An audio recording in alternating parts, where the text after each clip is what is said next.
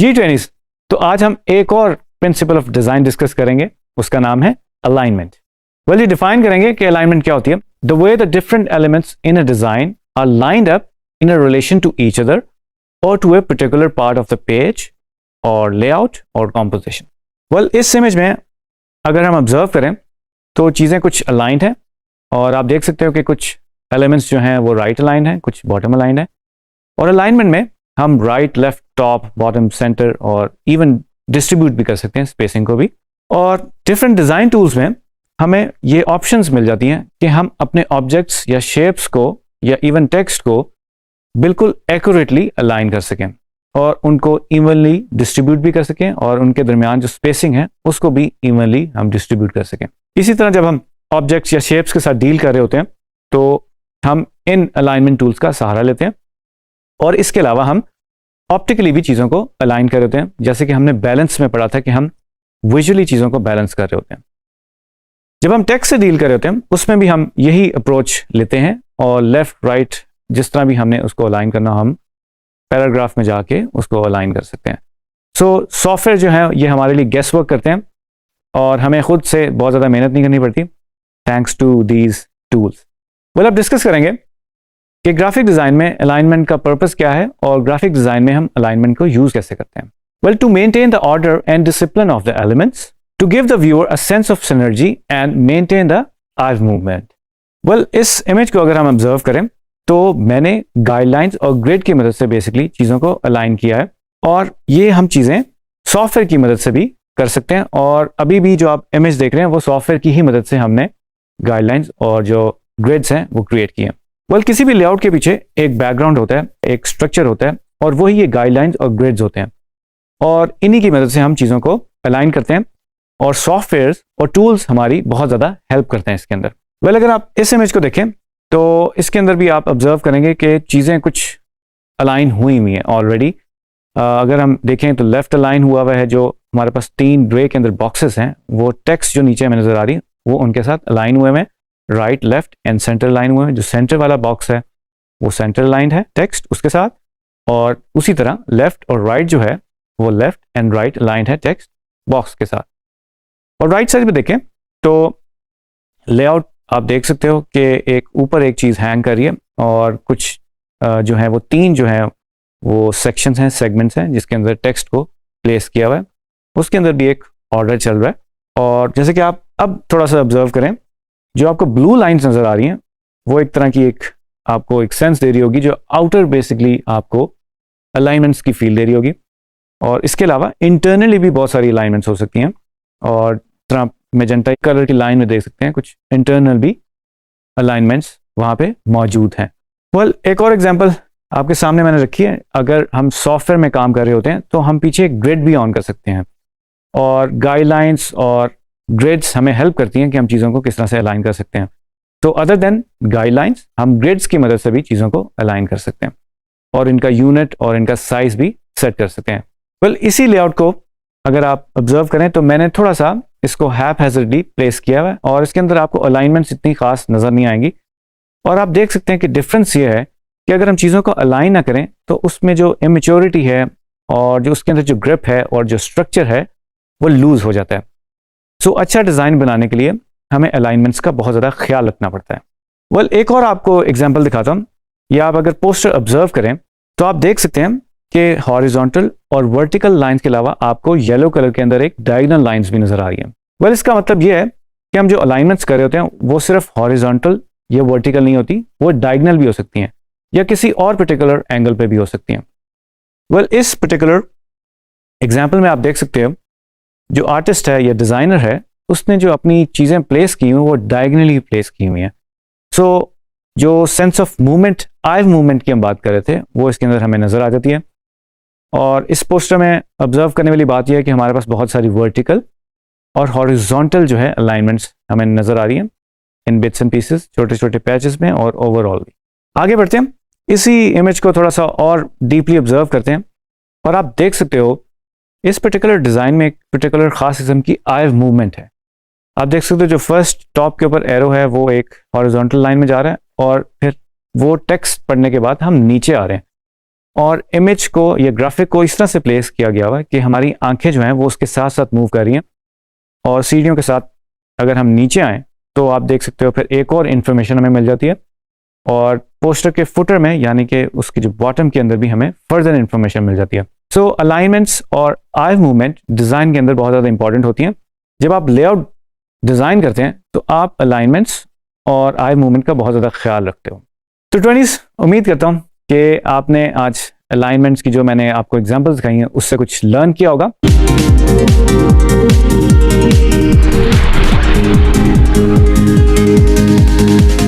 Twenties, तो आज हम एक और प्रिंसिपल ऑफ डिज़ाइन डिस्कस करने वाले हैं जिसका नाम है रेपिटिशन। वेल, ये बहुत ही इंपॉर्टेंट एक प्रिंसिपल है डिज़ाइन का। इसको फर्दर एक्सप्लोर करते हैं और मैं डिफाइन करने की कोशिश करता हूं कि रेपिटिशन डिज़ाइन में क्या होती है। Repetition can be created by repeating the same design element in your design like colours, fonts, lines, shapes, texture, sizes and among others. Well, बात करेंगे purpose and use of repetition in graphic design. Repetition unifies and strengthens a design. It could make our design look consistent. Well, 20s, जैसे कि आप इस image में observe कर सकते हैं, जो कि हम पहले भी डिस्कस कर चुके हैं, कि एक सेंटर में एक सर्कल है और हमारे पास एक हैंड और आर्म है, उसको रिपीट किया हुआ है और सर्कुलर फॉर्म में हमें एक ग्रुप की फील हो रही है और एक ही एलिमेंट को रिपीट किया गया है। जी 20s, तो इस एग्जाम्पल में आप देख सकते हैं 3 डिफरेंट इमेजेस हैं और डिज़ाइनर ने फर्स्ट पोस्टर में कॉशन का वर्ड यूज़ किया हुआ है और उसको रिपीट भी किया हुआ है और एक ही एलिमेंट को रिपीट किया हुआ है बड़े अच्छे अंदाज से, और हमें ओवर क्राउडेड की फीलिंग भी नहीं आ रही उसके अंदर। सेकंड जो ऑप्शन है जिसमें लिखा हुआ है डू नॉट क्रॉस, अगर हम क्राइम सीन पे जाएं तो आपने देखा होगा ये एक टेप होती है और ये पब्लिक के लिए होती है ताकि हम उस टेप से थ्रू ना हो सकें। सो इस एग्जाम्पल में बेसिकली डिज़ाइनर ने ये अचीव किया हुआ है कि उसको रिपीट भी किया हुआ है और एक टेक्सचर भी क्रिएट किया हुआ है, और बेसिकली जो sense of do not cross की जो फीलिंग है वो इसके अंदर इंटैक्ट है। जो थर्ड पोस्टर है उसमें एक वर्ड है फोकस, और बड़े ही मिनिमलिस्ट और सादा तरीके से डिज़ाइनर ने इसको रिपीट किया हुआ है वर्टिकली, और इसमें हम ऑब्जर्व कर सकते हैं जो फोकस है उस पर भी फोकस है और आउटलाइन के अंदर उसने बेसिकली उसको रिपीट किया हुआ है, जो कि एक टेक्सचर की भी फील दे रही है और डिज़ाइन एलिमेंट को हम इस तरह से रिपीट भी कर सकते हैं। सो हम एक एलिमेंट को पकड़ते हैं और उसको रिपीट कर देते हैं बड़े ही अच्छे अंदाज में, और इसी तरह हमारा डिज़ाइन जो है वो कंप्लीट हो जाता है इन्हीं चीज़ों को रिपीट करने की वजह से। जी 20s, तो उम्मीद करता हूँ कि आज के टॉपिक से आपने कुछ लर्न किया होगा और इसको फर्दर एक्सप्लोर करेंगे। जी 20s, तो आज हम डिस्कस करने वाले हैं एक और principal of design, that is contrast. तो जनाब एक्सप्लेन करते हैं कि कंट्रास्ट क्या होता है और ये कितना इंपॉर्टेंट प्रिंसिपल ऑफ डिज़ाइन है। So contrast in graphic design is the difference between 2 or more elements in one composition. The greater the difference, easier it is for the particular aspect to stand out. Well, बात करते हैं कि contrast का principal of design में purpose क्या है, उसको हम यूज़ कैसे करते हैं ग्राफिक डिज़ाइन में। तो contrasting elements refers to opposite elements, यानी कि ब्लैक एंड वाइट और रिवर्स किस्म की जो टेक्सचरिंग है या इसी तरह की जो ऑपोजिट चीज़ें हमें नज़र आती हैं उसको हम कंट्रास्ट कंसिडर करते हैं। So contrast could be in scale, shape, colour and texture. तो देखते हैं इस इमेज की तरफ और हम अंदाज़ा लगाते हैं कि कंट्रास्ट का मतलब सिर्फ ब्लैक एंड वाइट होना नहीं है, हम कोई भी कलर यूज़ कर सकते हैं और उसमें कंट्रास्ट क्रिएट कर सकते हैं। जो फर्स्ट इमेज हमें नज़र आ रहा है जिसमें सिंपल एक की नज़र आ रही है एस्केप की, येलो कलर में, एक वाइब्रेंट येलो कलर, और जो बैकग्राउंड है वो एक कोबाल्ट कलर की है। तो इसमें एक बहुत अच्छा कंट्रास्ट क्रिएट हो रहा है और इससे हम इजीली जज कर पा रहे हैं कि हमें की जो है वो सेंटर में नज़र आ रही है और वो स्टैंड आउट कर रही है। उसी तरह से अगर हम टेक्सचर्स वाला इमेज देखें तो अगर हम इसको फर्स्ट नज़र में देखें तो हमें 3 बैंड्स नज़र आ रहे हैं और उसके अंदर बहुत ज़्यादा टेक्सचर है, बहुत ज़्यादा लाइन्स हैं, बहुत ज़्यादा ग्रंज है उसके अंदर, और वो ग्रंज एक कंट्रास्ट भी क्रिएट कर रहा है। और हम अपनी इमेजरी में और इस तरह की बहुत सारी डिज़ाइन में इस कंट्रास्ट को प्रैक्टिस करते हैं। वेल, इस इमेज को देखते हैं, इसमें भी आप देख सकते हैं एक ज़िगज़ैग किस्म की हमें एक फील नज़र आ रही है और नीचे से एक लाइन कंटिन्यू हो रही है और ब्लैक एंड वाइट में हमें एक फॉर्म क्रिएट होती हुई नज़र आ रही है जो कि एक स्पेशल किस्म का कंट्रास्ट क्रिएट कर रही है और एकदम से एक शार्प सी हमें एजेस नज़र आ रही हैं। सो बहुत ही अटेंशन ग्रैब करवाने के लिए ये टेक्निक यूज़ की जाती है ग्राफिक डिज़ाइन में। तो उसके साथ ही एक पोस्टर देख लेते हैं और उसमें भी देख सकते हैं कंट्रास्टिंग कलर यूज़ किए गए हैं। ब्लैक के अंदर बेसिकली जो सब्जेक्ट है उसको रेंडर किया हुआ है और हमारी नज़र बिल्कुल फ़ौरन उस शेडो पे चली जाती है जो कि कंट्रास्ट क्रिएट कर रही है, और उसमें स्केल भी हमें नज़र आ रहा है जो बेसिकली शेडो को एलोंगेटेडली स्ट्रेच किया गया है।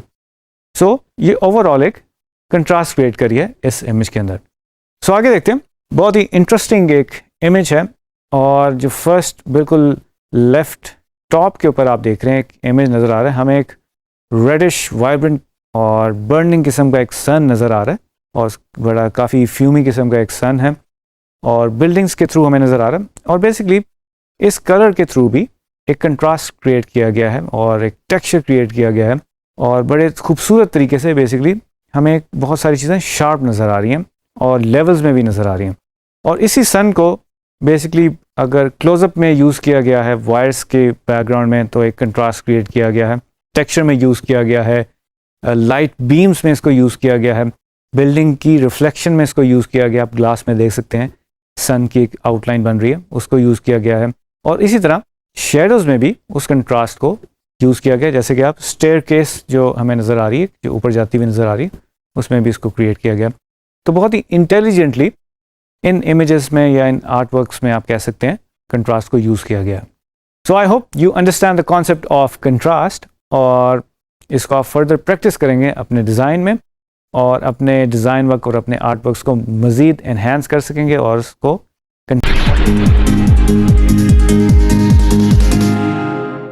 G20। तो आज हम डिस्कस करने वाले हैं एक बहुत ही इंपॉर्टेंट टॉपिक जिसका नाम है एम्फेसिस। ये एक और बहुत ही इंपॉर्टेंट प्रिंसिपल ऑफ डिज़ाइन है, तो इसको फर्दर डिस्कस करते हैं कि ग्राफिक डिज़ाइन में एम्फेसिस क्या होता है।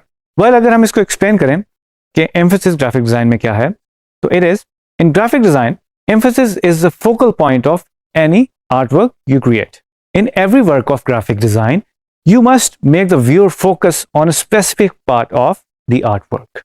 तो इस इमेज को हम देखते हैं, ऑब्जर्व करते हैं, और उसको थोड़ी देर ऑब्जर्व करें कि इस इमेज का फोकल पॉइंट क्या बन रहा है, और इसमें जितने भी कैरेक्टर्स हैं उनकी जो नज़रें हैं वो किस डायरेक्शन में जा रही हैं, और इसमें आप थोड़ा नोट करेंगे कि कुछ स्पेसिफिक लाइंस हैं जो किसी एक पॉइंट की तरफ जा रही हैं। अब ये सारे कैरेक्टर जो हैं एक स्पेसशिप या एयरक्राफ्ट में बैठे हुए हैं और एक स्पेसिफिक एरिया की तरफ देख रहे हैं, यानी कि उनकी आंखें जो हैं वो एक एंगल के ऊपर पॉइंट कर रही हैं सबकी। सो इस पोस्टर में बेसिकली एक स्पेसिफिक जगह की तरफ जो है वो हमारी अटेंशन जा रही है, दैट इज मिड पॉइंट। और इसमें अगर मैं गाइडलाइंस क्रिएट करूं तो यू कैन सी जो ये डायगोनल लाइंस हैं वो पॉइंट कर रही हैं एक स्पेसिफिक एरिया की तरफ, और इसमें आर्टिस्ट ने बहुत ही क्लेवरली या इंटेलिजेंटली कहेंगे इस पूरी चीज़ को अचीव किया है, और इसी को हम ग्राफिक डिज़ाइन में एम्फेसिस कहते हैं। वेल, एम्फेसिस का पर्पस क्या है और इसका यूज क्या है ग्राफिक डिजाइन में? So it can be a text और an object of the picture. The first time image appears in front of the eye of the viewer, the focal point of the image will take a couple of milliseconds to draw the attention. So हम quickly अगर इसको देखें, हम फौरन से हमारा जो brain है या हमारे आइज हैं वो हमें ये मैसेज देती हैं कि एक बहुत ही जो लाइट की रे निकल रही है, 19 की विंडो एक क्रिएट की गई है, जो उसका नेगेटिव पार्ट है 9 का, उसको एक विंडो की ट्रीटमेंट दी गई है, और उसमें से बहुत ही शार्प सी एक लाइट अंदर आ रही है और करेक्टर पे वो ड्रॉ हो रही है, और हम फौरन से बता सकते हैं कि इस पूरे पोस्टर के अंदर जो एम्फेसिस वाला एरिया है, जो उसका फोकल पॉइंट है, वो that is subject, that character जिसके ऊपर लाइट पड़ रही है। एक और इमेज देखते हैं, इसमें भी फौरन से हमें एक मैसेज मिलता है कि जो जोकर की स्माइल है उसके ऊपर एम्फेसिस है, और उसको थोड़ी सी कलर की ट्रीटमेंट से भी थोड़ा सा ऐसा ट्रीट किया गया कि फौरन हमारी नज़रें उस पर जाती हैं, और जिस तरह से पेपर को टॉन किया गया है और ये लेयर्स में बेसिकली क्रिएट हुआ हुआ पोस्टर, उसमें भी आप बड़े इजीली जज कर सकते हैं कि एम्फेसिस जो है वो करेक्टर के एक स्पेसिफिक एक्सप्रेशन पे है जो बहुत ही स्ट्रांग है मूवी के अंदर, जो जोकर की स्माइल है। बस इसके बाद थोड़ी सी एक्सरसाइज करते हैं। ये कुछ डॉट्स हैं मेरे सामने, आपको डिफरेंट साइजेस के नज़र आ रहे हैं, और इसको अगर हम ऑब्जर्व करें तो हमें इसमें बहुत ज़्यादा हम क्लियरली नहीं कह सकते कि किस पॉइंट के ऊपर बहुत ज़्यादा एम्फेसिस है। दो के ये डिफरेंट साइजेस के हैं, थोड़ा बहुत आप कह सकते हैं शायद जिसका बड़ा स्केल आपको नज़र आ रहा हो उस पर आपकी ज़रा ज़्यादा नज़रें जा रही हों, but all of a sudden if I put black circle in a middle, तो नाउ यू कैन से कि जो आपकी जो फर्स्ट आपकी जो आई है वो इस ब्लैक सर्कल जो डॉट को कैप्चर करेगी और इस पे आपकी अटेंशन डाइवर्ट हो जाएगी फौरन ही। और इसी तरह अगर मैं इसमें 2 और सर्कल्स ऐड कर दूं तो हमें एक डायरेक्शन की भी फील आ रही है। आप देख सकते हैं कि ये जो सर्कल्स हैं वो हमें एक डायगोनल डायरेक्शन भी दे रही है और इस पूरे आर्टवर्क में एक एम्फेसिस भी क्रिएट हो रहा है through these colour and scale. Well, इस इमेज को देखते हैं। इसमें जो करेक्टर है, जो फर्स्ट इमेज है ऑन द लेफ्ट साइड, उसको अगर आप देखें तो आप देख सकते हैं जो उसकी सोर्ड है और जो उसके ऊपर करेक्टर के ऊपर जो लाइटिंग इस वक्त फील है वो ओवरऑल हमें एक पूरे करेक्टर की एक एम्फेसिस की फील दे रहा है। बट अगर मैं किसी स्पेसिफिक पार्ट को एक एम्फेसिस देना चाहता हूँ, जो सेकंड मिडल इमेज है उसमें आप देखें जो उसकी सॉर्ड है उसके ऊपर जो नियॉन जो कलर चल रहे हैं और जो उसकी लाइट्स निकल रही हैं उस पर ज़्यादा एम्फेसिस है बजाय के करेक्टर पे। और से जो नेक्स्ट ऑप्शन है उस पर आप देख सकते हो तो उसके फेस पे और उसकी जो सॉर्ड है उसके ऊपर हमें एम्फेसिस नजर आएगा। तो ये मैंने सर्कल की है, तो इसमें हम क्लियरली देख सकते हैं कि हम एक फोटोग्राफ में, एक आर्ट वर्क में एम्फेसिस को कैसे प्रैक्टिस कर सकते हैं और कैसे अचीव कर सकते हैं। तो ट्रेनिस, ये तो था आज का टॉपिक, एम्फेसिस इन ग्राफिक डिज़ाइन। तो आई होप कि आप इसे थोड़ा सा अंडरस्टैंड कर पाए होंगे और एम्फेसिस को फर्दर एक्सप्लोर करेंगे और अपने काम में प्रैक्टिस करेंगे।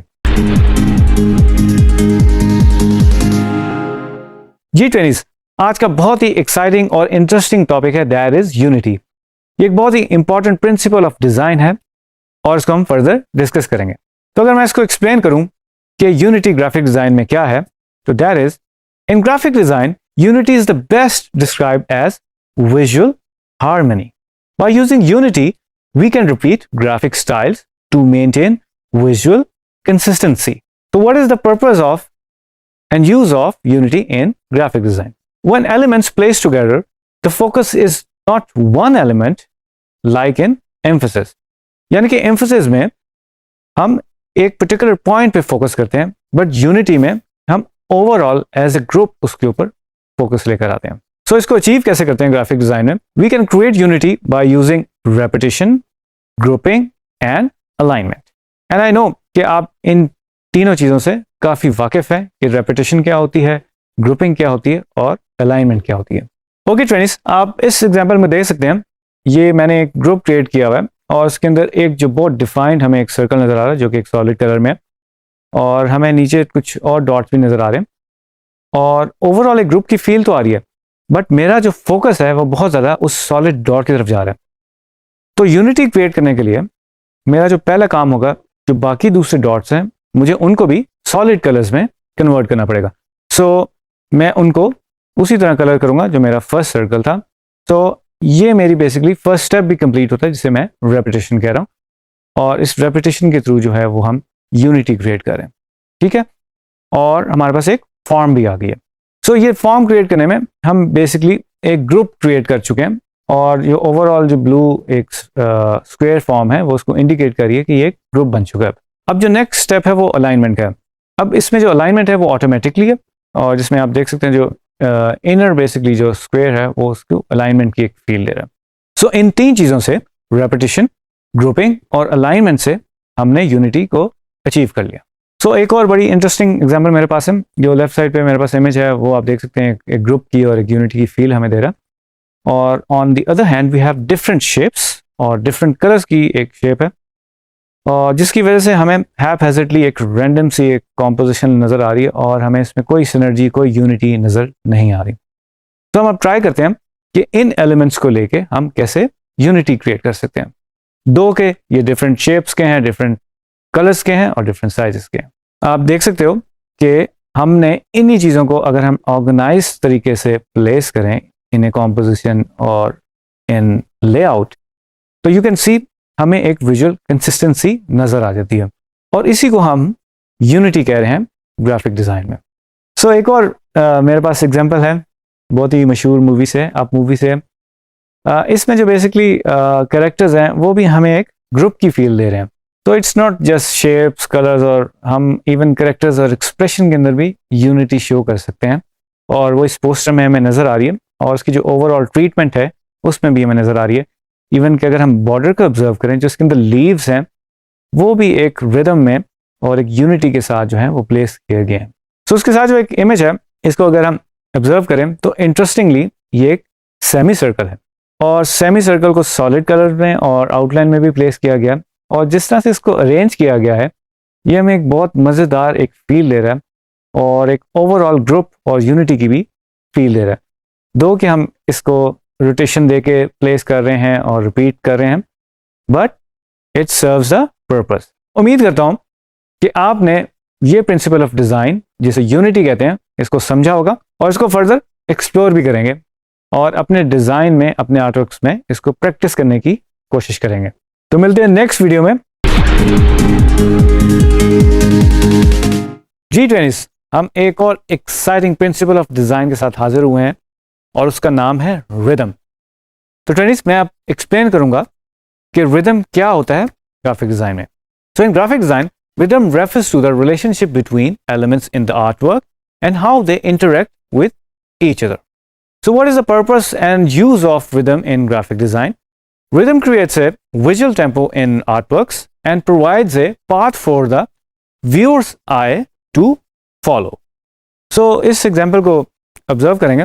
We have some hint and indication के एक हमें movement थोड़ी सी नज़र आ रही है और इसी जो string है, जो dots हैं, अगर मैं इनको solid color में कर दूँ तो it's very clear now कि एक जो कर्वी सी हमें एक लाइन नज़र आ रही है और ये एक रिदम क्रिएट कर रही है और ये सिंपल एक सर्कल से क्रिएट की गई है और उसको मैंने अगर रिपीट किया है किसी एंगल में या किसी लाइन में या किसी पाथ में तो वो हमें एक रिदमिक फील देने शुरू कर देती है। इट्स जस्ट लाइक जिस तरह म्यूज़िक में टेम्पो होता है और एक जो बीट है वो एक स्पेसिफिक टाइम के बाद दोबारा वो एक बीट आती है, उसी तरह डिज़ाइन में भी ये चीज़ प्रैक्टिस की जाती है कि अगर हम एक चीज़ को रिपीट कर रहे हैं तो एक स्पेसिफिक स्पेसिंग के साथ हम उसको रिपीट कर रहे हैं जो हमें एक रिदमिक फील देती है। तो इसी को अगर मैं फर्दर रिपीट करूं तो हमें एक ये फ़ैन लाइक फील देनी शुरू कर दी है और इसकी एक फॉर्म क्रिएट होनी शुरू होगी और इसको भी हम एक रिदमिक जेस्चर और एक्सप्रेशन कहेंगे। तो इन इमेजेस को आप ऑब्जर्व करें, you can see there is like different shapes, forms, colours, but जिस तरह से इन आर्टवर्क्स को डिज़ाइन किया गया है उन सब में हमें एक रिदम नज़र आ रहा है और नेचर के अंदर भी बहुत ज़्यादा रिदम है। अगर हम प्लांट्स को, ट्रीज़ को ऑब्ज़र्व करें या इवन फ्लावर्स को ऑब्ज़र्व करें तो वो भी एक रिदम के साथ जो है वो ग्रो करते हैं और उसको हम ऑर्गेनिकली कहेंगे। और अगर हम साइंटिफिकली या मैकेनिकली चीज़ों को एक रिदमिक फॉर्म में क्रिएट करना चाहते हैं तो हम इन सर्टेन चीज़ों को फॉलो करेंगे और कंसिडर करेंगे। सो इस एग्जाम्पल में देख सकते हैं रिदम का ये मतलब नहीं है कि हम सिर्फ शेप से या लाइन या टेक्सचर से क्रिएट करें। इवन जो फर्स्ट एग्जाम्पल आप देख रहे हो, जो टेक्स्ट के साथ भी आप एक रिदम क्रिएट कर सकते हो और जिस तरह से इसमें कॉम्पोजिशन लिखा गया है वो भी हमें एक रिदमिक फील दे रही है और हम लेटर्स को इस फॉर्म में यूज़ कर रहे हैं कि वो हमें एक रिदम की फील दे रही है और हमारी बहुत सारी डायरेक्शंस में आई मूवमेंट भी जा रही है और हमें मज़ा भी आ रहा है। उसके साथ ही एक और एग्जाम्पल में आप देख सकते हो जो एक रिदमिक पैटर्न है और सेंटर के अंदर एक बेसिकली जो हमें ब्लैक लाइंस में एक स्पार्क और बूम टाइप एक सिल्हट नज़र आ रही है, उसके साथ आपको करेक्टर्स भी नज़र आ रहे हैं और ये रेडियल फॉर्म के अंदर हमें एक रिदम नज़र आ रहा है और जिसकी ट्रीटमेंट है ब्लैक के अंदर जो हुई हुई है वो भी हमें इंडिकेट करिए एक डिज़ाइन के अंदर और हम इसको किसी भी एंगल से देख लें तो हमें ये एक अच्छी चीज़ नज़र आएगी। सो वेल ट्रेनिस, ये एक और प्रिंसिपल ऑफ डिज़ाइन था रिदम, इसको हमने डिस्कस किया और उम्मीद करता हूँ कि आपने इसको अंडरस्टैंड किया होगा और इसको आप अपने डिज़ाइन और आर्ट वर्क्स में प्रैक्टिस करेंगे। और मिलते हैं एक और principal of design.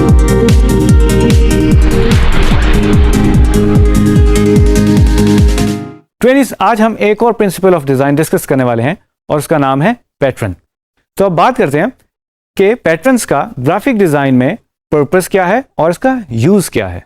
So to define surfaces and create textures, to create impact and scale, repetition of specific design style, draw attention to a specific area. So ये चार मेजर चीज़ें हैं जो हम पैटर्न में फॉलो करते हैं। जी ट्रेनिस, तो बात करते हैं इस इमेज के बारे में। ये एक एग्जाम्पल हमारे सामने है और ये पैटर्न हमने अचीव कैसे किया। तो अभी हमें इस इमेज को देख के एक हिंट आ रहा है कि हमें एक पैटर्न लाइक फील दे रहा है या बॉर्डर लाइक एक फील दे रहा है। सो ये अचीव कैसे किया? हमने एक सिंपल सर्कल लिया, फिर इसको रिपीट किया और उसको ग्रुप किया, फिर इसको रिपीट किया और रिपीट किया। सो हम बहुत सारे टेक्निक्स यूज़ कर सकते हैं, मेथड यूज़ कर सकते हैं कि हम अपने ऑब्जेक्ट्स या शेप्स को रिपीट कर सकें, ग्रुप कर सकें। सो फर्दरमोर इस इमेज को अगर हम ऑब्जर्व करें और इसको मैं फर्दर रिपीट करूं, तो नाउ यू कैन सी हमें ये एक सीमलेस फील देना शुरू हो गया। दो कि अभी हमारा जो पेज है, जो कैनवस है, उसको उसने फुली कवर नहीं किया, बट हमें एक पैटर्न की फीलिंग आ रही है। सो फर्दर अगर मैं इसको रिपीट करूं, तो नाउ यू कैन सी ये हमें एक अब टेक्सचर की भी फील देना शुरू हो गया। सो पैटर्न के जो पर्पस मैंने पहले आपको बताए वो इस पर अप्लाई किए जा रहे हैं और हम ग्राफिक डिज़ाइन में इसको बड़े अच्छे तरीके से अचीव कर सकते हैं। सो कुछ फर्दर एग्जांपल्स देख लेते हैं। आपके सामने कुछ इमेजेस हैं और ये डिफरेंट शेप्स, कलर्स यूज़ करके हमने चीज़ों को रिपीट किया हुआ है और उस रेपिटेशन की फॉर्म में हमें एक रिदमिक एक फील नज़र आ रही है और वो अगेन पैटर्न ही फॉर्म कर रही है। सो मिड में जो आपको एक फोटोग्राफ नज़र आ रही है वो बेसिकली एक बिल्डिंग का फसाड है, बट जो एक एलिमेंट है वो रिपीट हो रहा है और वो एक पैटर्न की फील दे रहा है, टेक्सचर की फील दे रहा है। दो कि वो सेम नहीं है इन कलर और इन वैल्यू, इन टोन, बट वो हमें अपनी पूरी एक्सप्रेशन जो है वो खुल के बता रहा है। एक और जो एग्जांपल है उसमें भी आप देख सकते हैं, हमने कोई टेक्सटाइल की अगर हम बात करें तो हम जो भी लॉन्स वगैरह पहनते हैं या बेड शीट्स आप देखते हो, उसमें बेसिकली पैटर्न जो है रिपीट हुए होते हैं और वो एक टाइल बनी होती है, उसी टाइल को रिपीट किया जाता है और वो हमें एक सीमलेस फील देते हैं। So that creates very great and seamless pattern. So in two beautiful rugs को ऑब्जर्व कर लेते हैं। आप जैसे कि देख सकते हैं कि इसमें बहुत सारे मोटिव्स और पैटर्न्स चल रहे हैं, उसके कुछ बॉर्डर्स हैं, कुछ इंटरनल इसके अंदर कुछ आपको फूल और फ्लोरल जो है अरेंजमेंट्स नज़र आ रही होंगी। सो अगर हम ऑब्जर्व करें तो हम देख सकते हैं जैसे आप येलो एक रेक्टेंगल मार्क हुआ है, उसको अगर रिपीट करें तो आप देख सकते हैं वो जो एक पैटर्न है ख़ास बॉर्डर के अंदर वो रिपीट हो रहा है। इसी तरह ब्लू के बॉक्स के अंदर जो चीज़ लेबल की गई है वो भी साइड्स में रिपीट हो रही है, तो वो भी एक हमें एक बॉर्डर की और एक पैटर्न की फील दे रही है। और ओवरऑल इंटरनली आप देखें तो उसमें भी बहुत सारे एरियाज ऐसे हैं जो रिपीट हो रहे हैं। सो टेक्सटाइल्स में और रग मेकिंग में यानी कि जो हमारे घरों में इस तरह के नीचे कालीन्स वगैरह होते हैं उसके अंदर बहुत ज़्यादा पैटर्न का रोल होता है। G20s, तो उम्मीद करता हूँ आज जो प्रिंसिपल ऑफ डिज़ाइन था पैटर्न, उसको आपने समझा होगा और उससे कुछ सीखा होगा और फर्दर उसको एक्सप्लोर करेंगे। वेल, ये हमारा प्रिंसिपल ऑफ डिज़ाइन का आखिरी प्रिंसिपल था और अगर हम दूसरे प्रिंसिपल्स ऑफ डिज़ाइन की बात करें तो सारे ही इक्वली इंपॉर्टेंट है और आप अपनी नीड के मुताबिक सर्टेन प्रिंसिपल्स चूज करते हैं। ये पॉसिबिलिटी है कि आपके एक आर्टवर्क में सारे प्रिंसिपल्स यूज़ हो रहे हों और ये भी पॉसिबिलिटी है कि सिर्फ एक यूज़ हो रहा हो या दो यूज़ हो रहे हो या कम्बिनेशन हो। सो इट रियली डिपेंड्स कि आप किस किस्म का आर्टवर्क या ग्राफिक डिज़ाइन प्रोड्यूस करना चाह रहे हैं। So nothing to worry about. ये ज़रूरी नहीं है कि हमने सारे प्रिंसिपल्स डिज़ाइन में यूज़ करने हैं। It's according to our needs and requirements.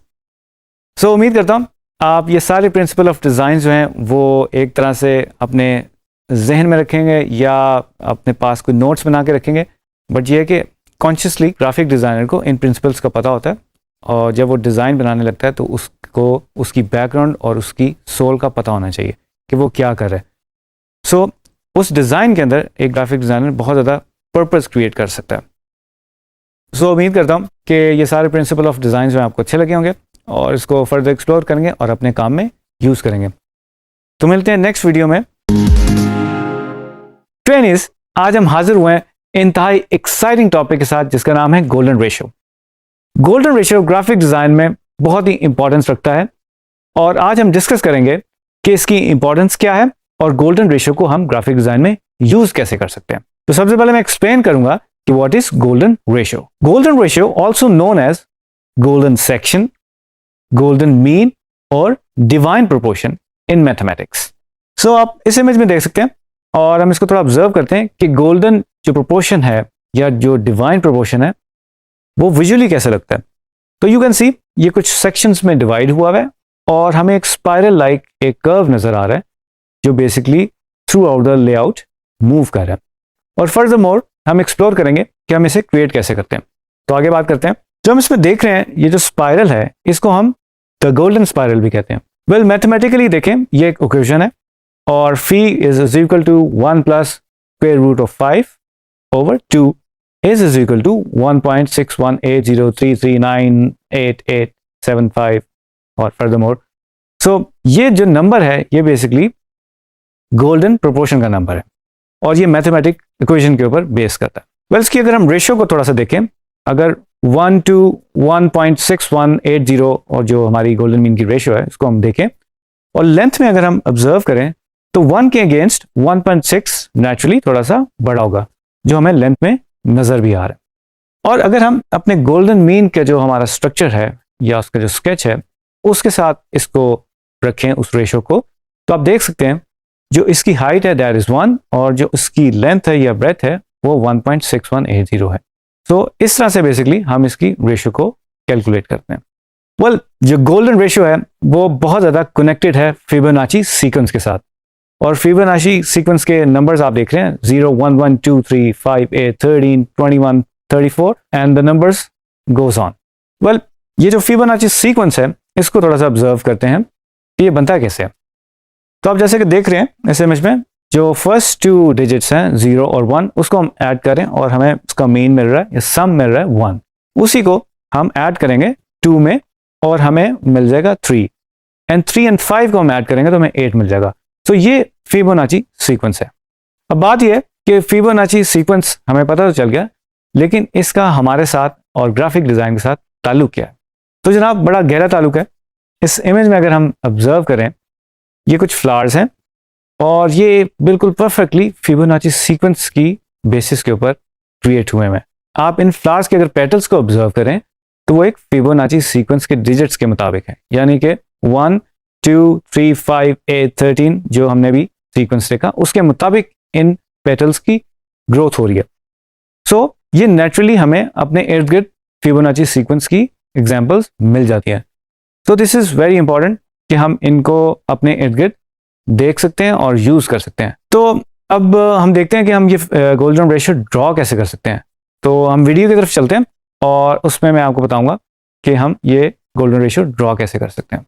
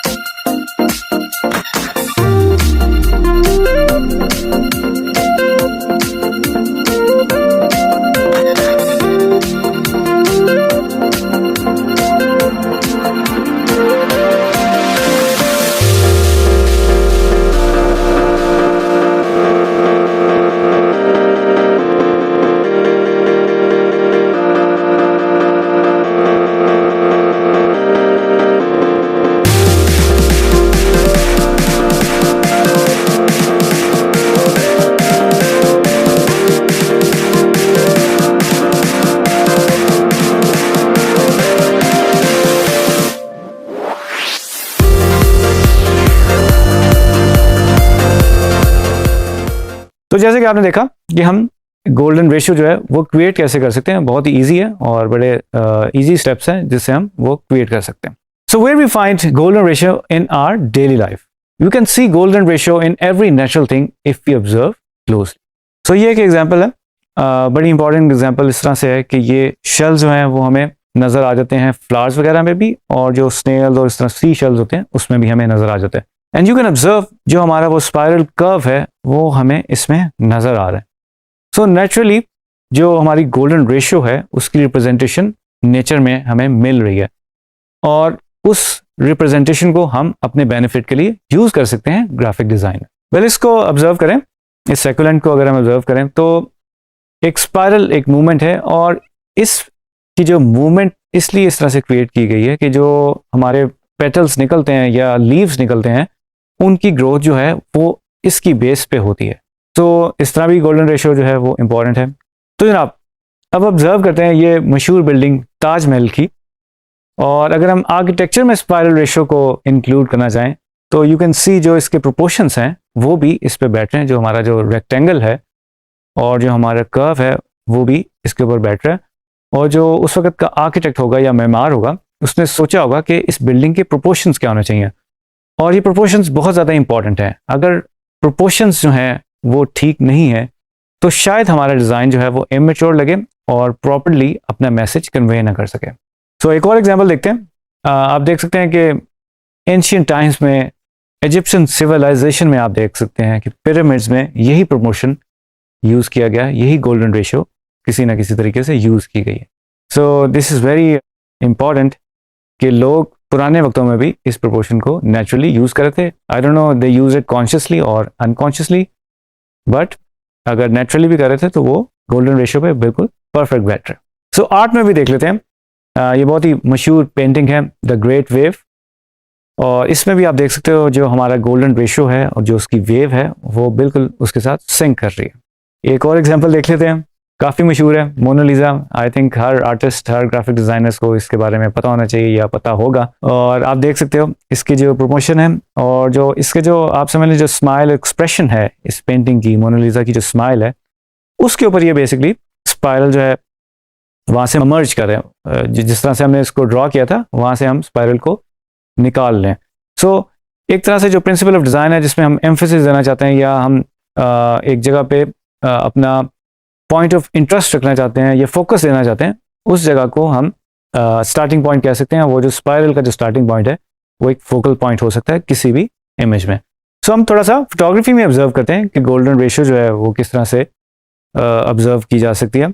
और आप देख सकते हैं एक नीचे से एक फोटोग्राफ ली गई है और स्टेयरकेस जो है वो ऊपर जा रही हैं सीढ़ियाँ, और इसमें भी एक स्पैरो लाइक हमें एक मूवमेंट नज़र आ रही है। इसी तरह एक और एग्जांपल देख लेते हैं। नेचुरली ये भी एक बेसिकली प्लांट की एक शूट है और इसमें भी हमें स्पाइरल नज़र आ रहा है और गोल्डन रेशियो की रिप्रेजेंटेशन नज़र आ जाती है। तो नेचर से बहुत ज़्यादा कनेक्टेड है गोल्डन रेशियो। अब बात करते हैं कि हम गोल्डन रेशियो को ग्राफिक डिज़ाइन में यूज़ कैसे करें। ठीक है, हमने इसको समझ तो लिया, अब ये गोल्डन रेशियो जो है ये यूज़ कैसे किया जाएगा ग्राफिक डिज़ाइन में जब भी हम कोई लेआउट बनाएंगे या कॉम्पोजिशन बनाएंगे। तो इसका थोड़ा सा ब्रेक डाउन करते हैं। जैसे कि हम देख सकते हैं ये हमारे पास डिफरेंट कलर में लाइंस है। जो आउटर लाइन है जो एक रेक्टेंगल बना हुआ है जो आपको नज़र आ रहा है, थोड़ा सा पर्पलिश मैजेंटा कलर है, और हमें सेंटर में वही गोल्डन रेशियो का कर्व नज़र आ रहा है। हमें कुछ सर्कल्स नज़र आ रहे हैं, कुछ स्क्वेयर्स नज़र आ रहे हैं। सो ये इन कॉम्बिनेशंस के साथ ये पूरी गोल्डन रेशियो बनी हुई है। और इसको फर्दर ब्रेक करें तो ये सर्कल्स जो आपको नज़र आ रहे हैं ये अब सर्कल्स हमारे पास आ गए जो बेसिकली स्क्वेयर्स में से निकल रहे हैं, राइट। और ये हमारे पास स्क्वेयर्स आ गए। और इसमें मैं बताता चलूँ जो हम फिबोनाची सीक्वेंस की बात कर रहे थे वो नंबर्स भी इसके अंदर लेबल किए गए हैं कि जहाँ से हम स्टार्ट किए थे 1 1 2 3 5 8 13 21 34, और ये चलता रहता है। बेसिकली ये इन्फिनिटी मॉडल है और बेसिकली ये हमें रेक्टेंगल्स मिल जाते हैं जो डिफरेंट कलर्स में लेबल हुए हैं। ओके जनाब, अब हमने इस पूरे स्ट्रक्चर को ब्रेक डाउन कर दिया। Now we have rectangles, squares and circles. अब करूंगा क्या मैं अपने बेनिफिट के लिए या डिज़ाइन क्रिएट करने के लिए कि जिस तरह हम ग्रिड्स बनाते हैं या गाइडलाइंस क्रिएट करते हैं, लेट्स से आप कोई ब्रोशर डिज़ाइन कर रहे हैं या पोस्टर डिज़ाइन कर रहे हैं, आप गाइडलाइंस लगाते हैं और पीछे कोई ग्रिड लगाते हैं जिसकी बेसिस के ऊपर आप अपना स्ट्रक्चर बिल्ड करते हैं, आप अपना टेक्स्ट प्लेस करते हैं, आप अपने इमेजेस प्लेस करते हैं, आप अपने कॉल टू एक्शन प्लेस करते हैं। उसी तरह से मैं इस गोल्डन रेशियो को ब्रेक करके अब अपनी लेआउट में यूज़ करना चाहूँगा। ठीक है जी। सो सर्कल्स को मैंने बिल्कुल सेंटर अलाइन कर दिया। सारे सर्कल जितने भी मेरे पास थे जो इस गोल्डन रेशियो में से निकले उनको मैंने सेंटर अलाइन कर दिया। मैंने रेक्टेंगल्स को भी सेंटर अलाइन कर दिया और स्क्वेयर्स को भी सेंटर अलाइन कर दिया। ठीक है जी। अब मैं क्या कर रहा हूँ, मैं उन सर्कल्स को लेके रेंडमली प्लेस कर रहा हूँ, राइट, एज ए गाइडलाइंस। ठीक है जी। और स्क्वेयर्स को भी मैंने पकड़ा और उसको भी मैंने रेंडमली प्लेस कर दिया, जैसे कोई आर्टिस्ट अपनी पेंटिंग बना रहा होता है। और एब्स्ट्रैक्ट पेंटिंग में भी आपने देखा होगा, एब्स्ट्रैक्टली आप चीज़ों को अरेंज कर रहे होते हो। अब इन्हीं लाइंस को, इन्हीं सर्कल्स को, इन्हीं स्क्वेयर्स को यूज़ करते हुए मैंने इनमें कलर्स ऐड कर दिए। सो नाउ यू कैन सी हम इस तरह से कुछ बिल्ड कर सकते हैं। So the idea is and the concept is, जब आप कुछ इस तरह की स्क्रैच से चीज़ बनाने लगें तो आप इनको यूज़ करके कुछ भी बना सकते हैं। So according to your need you can create unlimited options of design. Well, एक और एग्जांपल देख लेते हैं। अगर हमें लोगो डिज़ाइन में गोल्डन रेशियो को यूज़ करना हो तो हम इंटेलिजेंटली कैसे यूज़ कर सकते हैं। तो अब इस एलिफेंट में हो क्या रहा है कि जो सारे सर्कल्स और कर्व्स हैं वो बेसिकली हम उसी गोल्डन रेशियो को यूज़ करें। कहीं पे वो बड़ा सर्कल यूज़ हुआ है, कहीं पे छोटा यूज़ हुआ है। और इसी तरह जो उसकी कॉम्पोजिशंस ओवरऑल बन रही है उसके अंदर भी हम बेसिकली गोल्डन रेशियो को एज ए गाइडलाइन रख के इस्तेमाल करें। तो ट्रेनिस, ये था आज का बहुत ही interesting topic, golden ratio, golden mean, golden spiral and golden proportion. तो आई होप कि आप इसको अपने डिज़ाइन में अप्लाई करेंगे।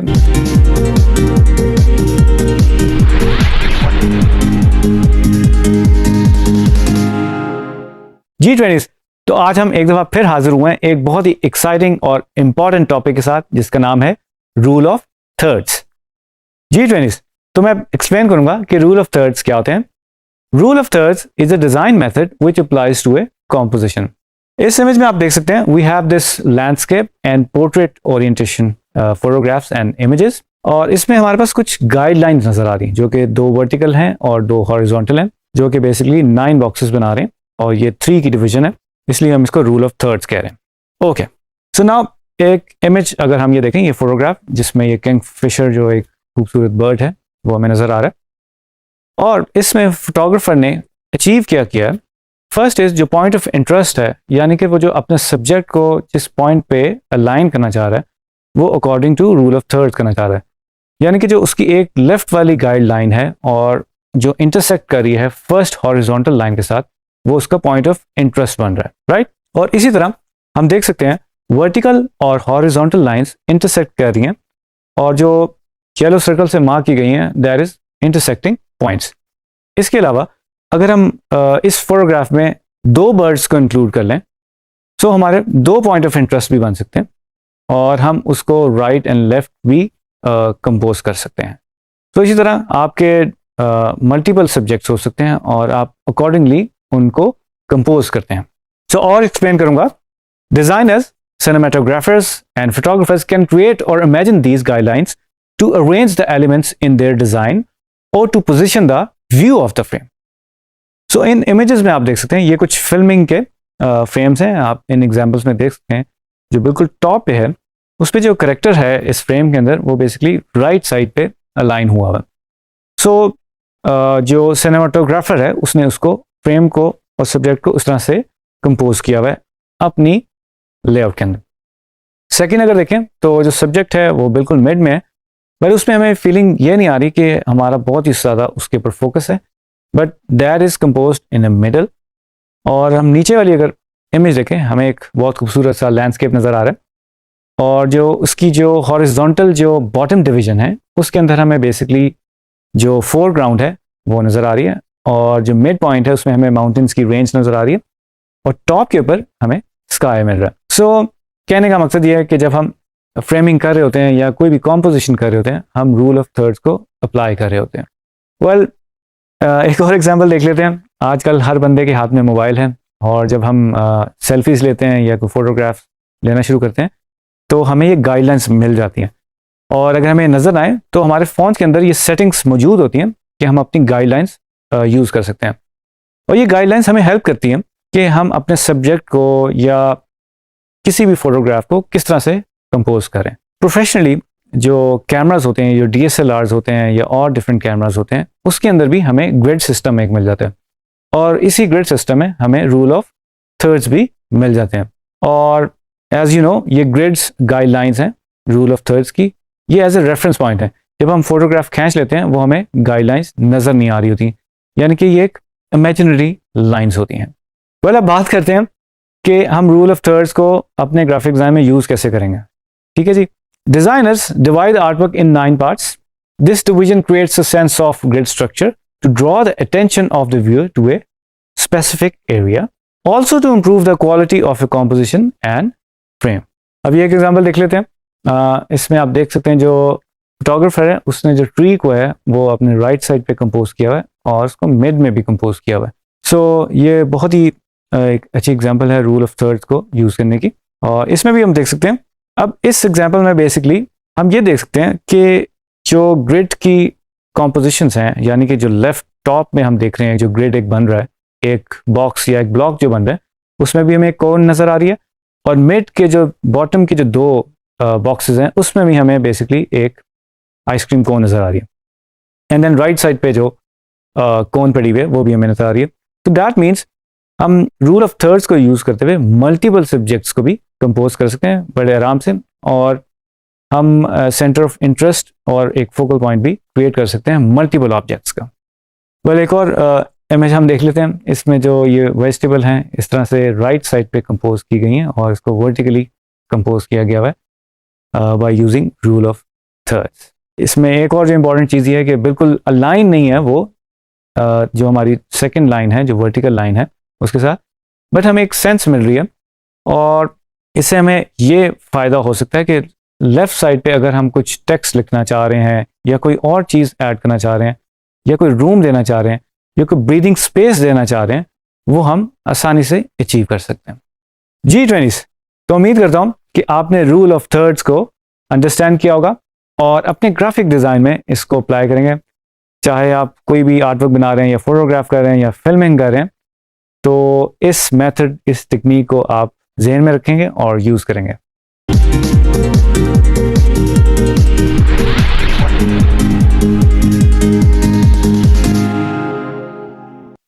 G20s, तो आज हम बात करेंगे फॉन्ट्स के बारे में। फॉन्ट्स की टाइप्स कितनी होती हैं, फॉन्ट्स की इंपॉर्टेंस ग्राफिक डिजाइन में कितनी है। तो सबसे पहले हम डिस्कस करेंगे व्हाट इज फॉन्ट।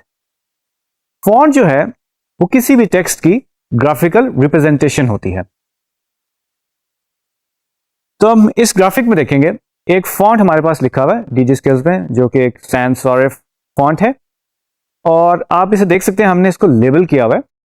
जो इसका बॉटम लाइन है और जो इसकी जो सबसे टॉप लाइन है वो रेड से मार्क हुई हुई है, और जो बॉटम लाइन है उसको हम कह रहे हैं डिसेंडर, और जो टॉप लाइन है उसको हम कह रहे हैं असेंडर। कोई भी फॉन्ट अपनी बेस से कंस्ट्रक्ट होता है या उससे एलिवेट होता है, उसको हम कहते हैं बेस लाइन।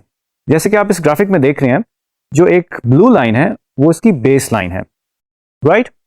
और जैसे कि आपको पता होगा फॉन्ट के अंदर कैप्स लॉक होते हैं, और हम इसके अंदर ऑल कैप्स भी कर सकते हैं। जो इसकी एक सियान कलर की एक ब्लू लाइन हमें नजर आ रही है, जिस तरह के जो लेटर्स आए आपको नजर आ रहे हैं, उसको हम कहते हैं एक्स हाइट है। एक्स हाइट जो है वो फॉन्ट टू फॉन्ट वेरी भी कर सकता है। कुछ फॉन्ट्स में वो उसकी हाइट ज्यादा हो सकती है एक्स हाइट, कुछ फॉन्ट्स में उसकी कम हो सकती है। इसी तरह से कैप हाइट है। तो जैसे कि आप देख रहे हैं कि जो लेटर डी है और लेटर एस है, उसमें एक ग्रे कलर की एक लाइन है और उसको हम कैप हाइट कह रहे हैं। तो ये बेसिकली हम अगर फॉन्ट को लेबल करना चाहें तो हमारे पास ये टर्म्स होती हैं जो फॉन्ट डिजाइनर्स यूज करते हैं। तो हम आगे देखते हैं कि फॉन्ट डिजाइनर जो है वो फॉन्ट को कंस्ट्रक्ट कैसे करते हैं, और इसकी भी कुछ टर्म्स हैं जो बोली जाती हैं। इसमें आप देख सकते हो कि जो सी है और उसके अंदर एक स्पेस है उसको काउंटर कहा जाता है, और वाई का जो एक डायगोनल स्ट्रोक आपको नजर आ रहा है इसको हम डायगोनल स्ट्रोक कहते हैं। उसी तरह से अगर आप वी टाइप कर रहे हैं या डब्ल्यू टाइप कर रहे हैं तो आपको एक एंगल क्रिएट हो जाता है और उसके अंदर इंक ट्रैप हो जाती है, तो इसीलिए उसको इंक ट्रैप्स बोलते हैं। और अगर आप लेटर एफ की तरफ देखें तो इसकी जो एक वर्टिकल बेसिकली कंस्ट्रक्शन है, अगर टी हो या डी हो, तो इस स्टेम को बेसिकली ये जो वर्टिकली हमें नजर आ रही है शेप, इसको हम स्टेम कहेंगे। इसके अलावा जो आपको येलो कलर में लेबल एक हैंडल नजर आ रहा है जो स्ट्रोक लाइक है, जो आप बेसिकली सेरिफ फॉन्ट्स में देखते हैं, इसको हम टर्मिनल कहते हैं। तो ये हो गया जी कंस्ट्रक्शन। अगर हमने लेबल करनी हो किसी भी फॉन्ट की तो इस तरह से करेंगे। कुछ फॉन्ट्स में हमें ये इसी तरह के, जिस तरह ब्लैक कलर के अंदर देख रहे हैं, ओ है, उसके बाद दो डॉट्स हैं, और सी के नीचे जो एक हुक लाइक हमें एक सिंबल नजर आ रहा है, इसे हम डायक्रिटिक्स बोलते हैं, यानी कि ये एक्सेंट मार्क्स होते हैं। डिफरेंट लैंग्वेजेस में बेसिकली किसी भी चीज को प्रोनाउंस करने के लिए और बिल्कुल स्पेसिफिकली प्रोनाउंस करने के लिए ये यूज होते हैं एक्सेंट मार्क्स। जैसे कि आप अरेबिक में जेर जबर जरूरी होती है ताकि हम उसको सही तरह से प्रोनाउंस कर सकें। इसी तरह ब्लू में हमने लेबल किया हुआ है लिगेचर। लिगेचर बेसिकली दो लेटर्स को मिला के, ये कंबाइन करके बनाया जाता है, और इसी तरह से मतलब लेट्स से कि हम उर्दू में अगर दो लेटर्स को मिलाते हैं तो हम उसको प्रोनाउंस कर रहे होते हैं मिला के। उसी तरह से डिफरेंट लैंग्वेजेस में दो लेटर्स को मिला के उसकी प्रोनाउंसिएशन बनाई जाती है। तो इसी तरह ए और ई को इसमें कंबाइन किया गया है, और एफ और आई को। अब बात करेंगे फॉन्ट्स की इंपॉर्टेंस कितनी है ग्राफिक डिजाइन में। ग्राफिक डिजाइन में फॉन्ट्स की बहुत ज्यादा इंपॉर्टेंस होती है। फॉन्ट जो है ग्राफिक डिजाइन में बहुत ज्यादा इंपॉर्टेंट रोल प्ले करता है। वो कैसे? फॉन्ट का एक सर्टेन कैरेक्टर होता है और उसकी एक इमोशनल पावर होती है जो किसी भी ग्राफिक डिजाइन को सपोर्ट करती है। ग्राफिक डिजाइन के डिफरेंट थीम्स होते हैं, कॉन्सेप्ट्स होते हैं, उसी तरह से हम डिफरेंट फॉन्ट्स यूज करते हैं ताकि हम उस थीम और कॉन्सेप्ट को सपोर्ट कर सकें। तो अब हम बात करेंगे टाइप्स ऑफ फॉन्ट्स। तो जैसे कि पहले हमने जिक्र किया था कि फॉन्ट की दो कैटेगरीज हैं, सेरिफ और सैंस सेरिफ, और इस ग्राफिक में हम देख रहे हैं कि हमारे पास अब 4 कैटेगरीज आ गई हैं। तो जैसे जैसे टेक्नोलॉजी चेंज होती है, ग्राफिक डिजाइन भी इवॉल्व हो रहा है और उसी तरह फॉन्ट्स की जो कैटेगरीज हैं वो भी इवॉल्व हो रही हैं और एडवांसमेंट उसमें आती जा रही है। तो इसी तरह से हम देख रहे हैं, फर्स्ट जो है वो हमारा सेरिफ है, second is sans serif, third is display and fourth is script. तो इसको मैं फर्दर डिस्क्राइब करूंगा। सेरिफ जो है वो बेसिकली प्रोफेशनल एनवायरमेंट्स में यूज होता है, प्रोफेशनल कॉन्सेप्ट और आइडियाज के अंदर यूज होता है। उसके अंदर अगर आपको थोड़ी बहुत सीरियसनेस चाहिए और एक सर्टेन कैरेक्टर चाहिए तो हम सेरिफ्स यूज करते हैं। और सेरिफ्स के जो है वो आप जैसे कि देख सकते हैं कि उसके पाँव होते हैं, उसके हैंडल्स होते हैं और स्ट्रोक्स होते हैं। उसके मुकाबले में सैंस सेरिफ जो है वो बहुत ही सिंपल और मॉडर्न फॉन्ट है। आप जैसे कि देख सकते हैं उसके एंड्स पे कोई आपको फीट और उसके हैंडल्स या स्ट्रोक्स नहीं नजर आएंगे। तो इसी तरह जो हमने मिनिमलिस्ट काम करना होता है या क्लीन काम करना होता है उसमें सैंस सेरिफ यूज करते हैं और मोस्टली रीडेबिलिटी के लिए बहुत ही हाईली रिकमेंडेड है। और अगर आप वेब बेस्ड काम कर रहे हैं तो ज्यादातर सैंस सेरिफ यूज होता है। वेल, थर्ड जो कैटेगरी है दैट इज डिस्प्ले। डिस्प्ले जो है वो बहुत मजे की कैटेगरी है जिसमें हम डेकोरेटिव फॉन्ट्स यूज करते हैं। लेट्स से कि अगर आपने वन लाइनर्स बनाने हैं, स्टेटमेंट्स बनानी है या हेडिंग्स लिखनी है तो आप डिस्प्ले फॉन्ट्स यूज करेंगे। और अगर मैं इसी टेक्स्ट को अपनी बॉडी टेक्स्ट में यूज करूंगा फॉर रीडेबिलिटी, फॉर लिटरेचर, तो शायद मुश्किल हो जाएगा कि मैं इन फॉन्ट्स को पढ़ सकूं। तो इसलिए हम इनको डिस्प्ले फॉन्ट्स कहते हैं। वेल, फोर्थ जो कैटेगरी है दैट इज स्क्रिप्ट। स्क्रिप्ट जो है वो बहुत ही एक पर्सनलाइज्ड और हैंड रिटन एक्सप्रेशन वाले जो फॉन्ट्स हैं उनको हम स्क्रिप्ट फॉन्ट्स कहते हैं। इसमें आपने देखा होगा जो जॉइनिंग राइटिंग वाले हैं और जो ट्रेडिशनल फॉन्ट्स हैं वो स्क्रिप्ट की कैटेगरी में फॉल करते हैं। वेल, ये तो 4 मेन कैटेगरीज होगी। इसके अलावा और भी कैटेगरीज हैं जो इसकी सब कैटेगरीज हो सकती हैं। तो अभी हम जो है वो फोकस करें इन 4 कैटेगरीज पे। इसके अलावा आप इस स्लाइड में देख सकते हो मैंने डिफरेंट फॉन्ट्स जो हैं वो अप्लाई किए हुए हैं और ये डिफरेंट फॉन्ट्स जो हैं वो डिफरेंट मीनिंग दे रहे हैं और इनका डिफरेंट कैरेक्टर है। तो आप भी अपने पास बेसिकली ये फॉन्ट्स टाइप कर सकते हैं और देख सकते हैं कि आपको इनसे क्या मीनिंग मिल रहा है और एक तरह की बेसिकली आप अपने आप को क्वेश्चन कर सकते हैं कि किस किस्म का एक्सप्रेशन जो है वो फॉन्ट दे रहा है। वेल, अब बात करते हैं कि फॉन्ट के फाइल फॉर्मेट्स क्या होते हैं और एक्सटेंशंस क्या होती हैं।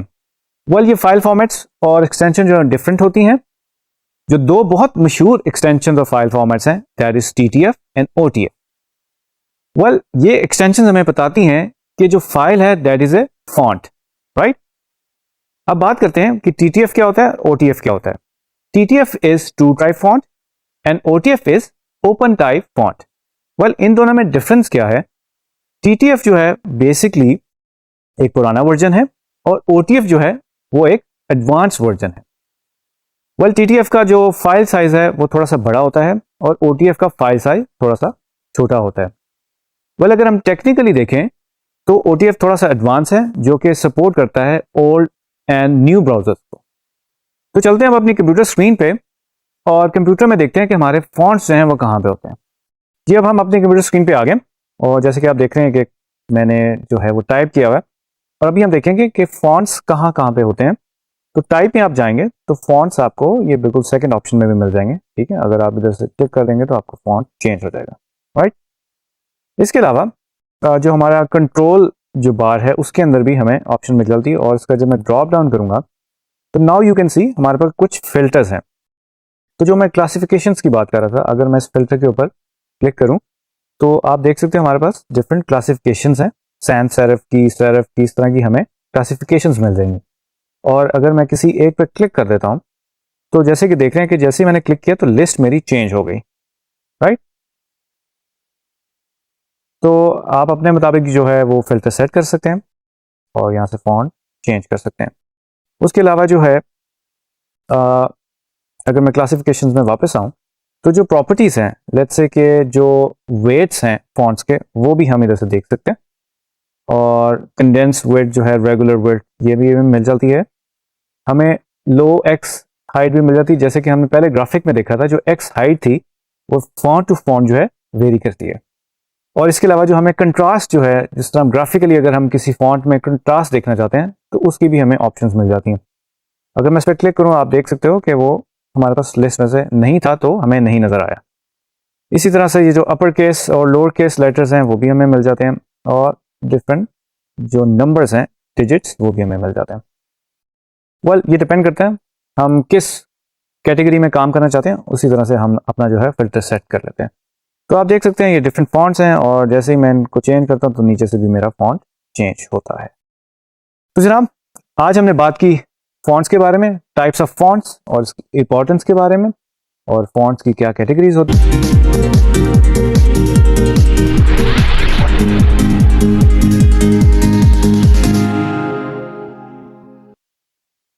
G20, तो आज हम बात करेंगे how to choose a correct font.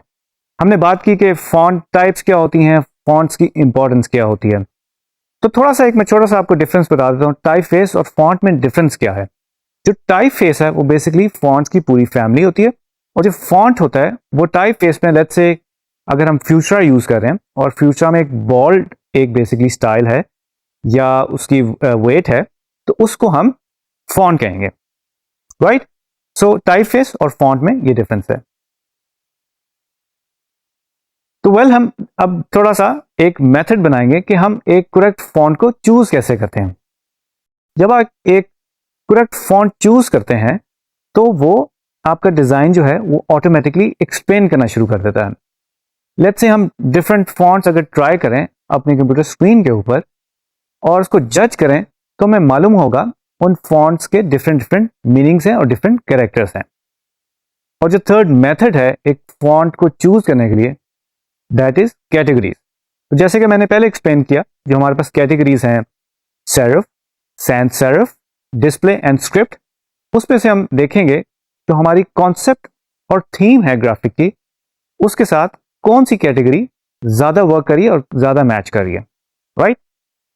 Well, जैसे कि लास्ट मेथड में मैंने बताया कि जब हम कैटेगरीज डिसाइड कर लेते हैं, उसके अलावा जब आप फॉन्ट को यूज करना चाहते हैं या डाउनलोड करना चाहते हैं, आप कुछ चीजें जो है सबसे पहले कंसिडर करते हैं कि उस फॉन्ट के अंदर ये एट्रीब्यूट्स हैं कि नहीं। वेल, एक फॉन्ट के अंदर डिफरेंट चीजें होती हैं, और वो डिफरेंट चीजें क्या हैं वो मैं आपको एक्सप्लेन करता हूं। फर्स्ट जो हम फॉन्ट के अंदर चीज देखते हैं, दैट इज लिजिबिलिटी।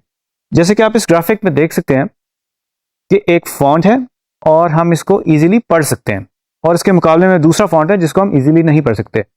तो लीजिबिलिटी का दूसरा नाम जो है वो रीडेबिलिटी है, कि हम एक फॉन्ट को बॉडी टेक्स्ट में रीड कर सकते हैं कि नहीं, राइट। तो दूसरी चीज जो हम कंसिडर करते हैं, that is weights and styles. Well, weight से मेरी मुराद ये है कि अगर मैं एक फॉन्ट चूज कर रहा हूं तो वो थिन है, थिक है, इटैलिक है, बोल्ड है, सेमी बोल्ड है, एक्स्ट्रा बोल्ड है, तो वो उसके वेट्स और स्टाइल्स कंसिडर होंगे। वेल, फॉन्ट के अंदर ग्लिफ्स भी होते हैं, जैसे कि मैंने आपको पहले एक्सप्लेन किया था, और आप इस ग्राफिक में भी देख सकते हो।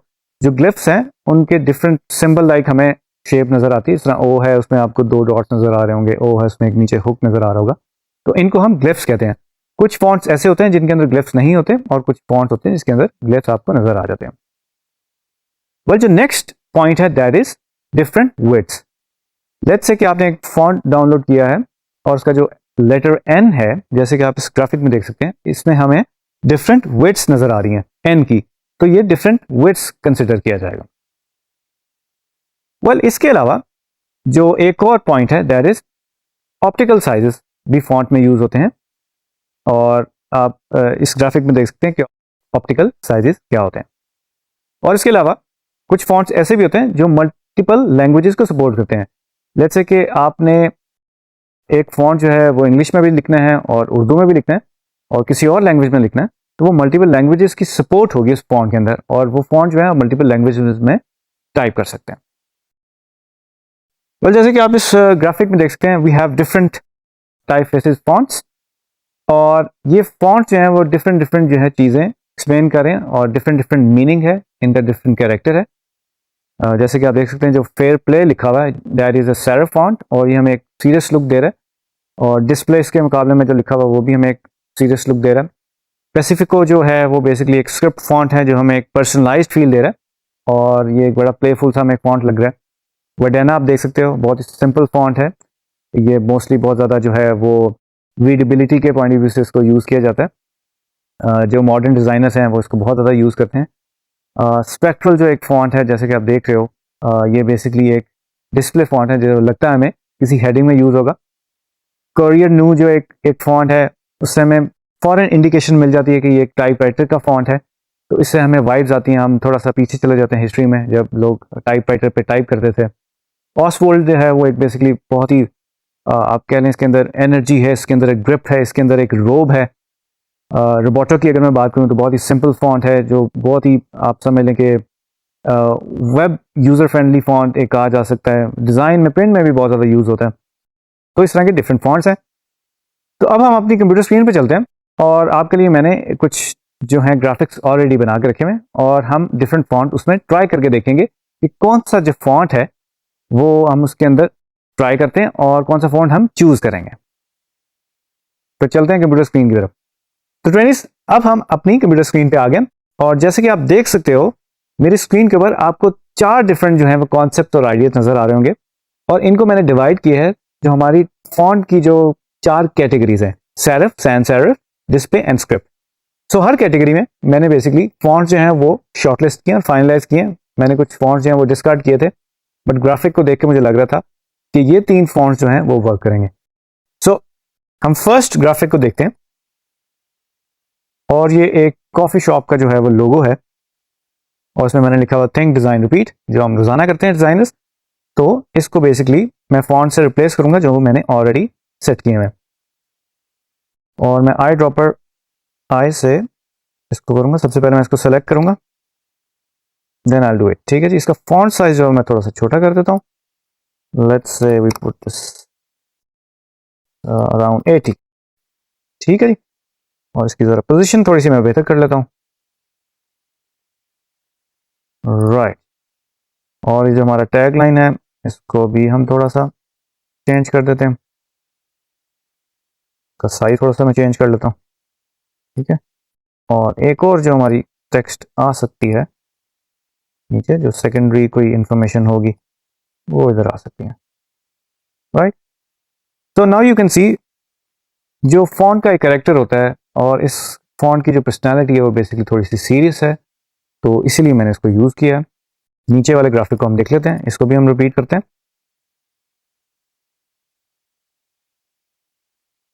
अगर मैं थोड़ा सा 10 वाला यूज़ कर लूँ और फॉन्ट साइज जो है मैं छोटा कर लूँ, अराउंड 60 कर लूँ।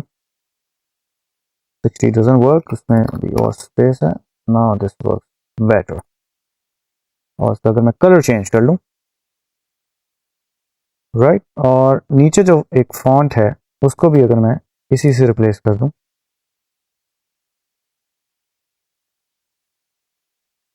Right, so now you can सी अब ये थोड़ा सा हमें बैलेंस लग रहा है इमेज एक फॉन्ट को चेंज करने की वजह से। राइट, साइमल्टेनियसली अगर हम सैंस सेरिफ की बात करें, सैंस सेरिफ जो है एक बहुत ही मॉडर्न और स्लीक और क्लीन लुकिंग एक फॉन्ट है और इस ग्राफिक से हमें नज़र आ रहा है कि ये एक वेबसाइट का एक लैंडिंग पेज है। और अभी जो फॉन्ट लगा हुआ है वो एक बहुत ही बबली और कर्वी सा फॉन्ट है जो कि हमें बेसिकली थोड़ी सी चाइल्डिश फील दे रहा है। तो इस फील को चेंज करने के लिए हमें एक मॉडर्न फॉन्ट चाहिए और मैंने ये 3 जो है वो शॉर्टलिस्ट किए हैं। तो इसी तरह से मैंने ये ड्रॉपर से, आई ड्रॉपर से किया और अगर मैं लाइन स्पेसिंग बेहतर कर दूं तो नाउ यू कैन सी हमें ग्राफिक के मुताबिक जो है हमने एक फॉन्ट को चूज किया। इसी तरह नीचे अगर मैं देखूं तो ये फॉन्ट जो है मुझे वो 80s 90s की एक फील दे रहा है, जो कि हमारी ओवरऑल थीम फ्यूचरिस्टिक जो थीम है, पीछे जो कर्वी लाइंस हैं, कलर्स नियॉन है, उनके साथ बिल्कुल नहीं जा रहा। तो आई चूज दिस फॉन्ट जो कि एरियल है। एरियल बहुत ही इंपॉर्टेंट फॉन्ट है और बहुत ही ज़बरदस्त फॉन्ट है, बहुत ही सिंपल है, रीडेबिलिटी के पॉइंट ऑफ व्यू से बहुत ज़्यादा यूज़ किया जाता है। सो नाउ यू कैन सी अब ये हमें ग्राफिक को भी सपोर्ट कर रहा है और एक सिंपल सा मैसिव सा हमने फॉन्ट यूज़ कर लिया। वेल ये डिस्प्ले कैटेगरीज के अंदर मैंने कुछ 3 जो है वो किए हुए, और अगर मैं ये यूज़ करूं और इसको सिंगल लाइन में कर दूं, और इसकी जो स्पेसिंग है वो थोड़ी सी ऑड है, तो मैं थोड़ी सी बेहतर कर देता हूं।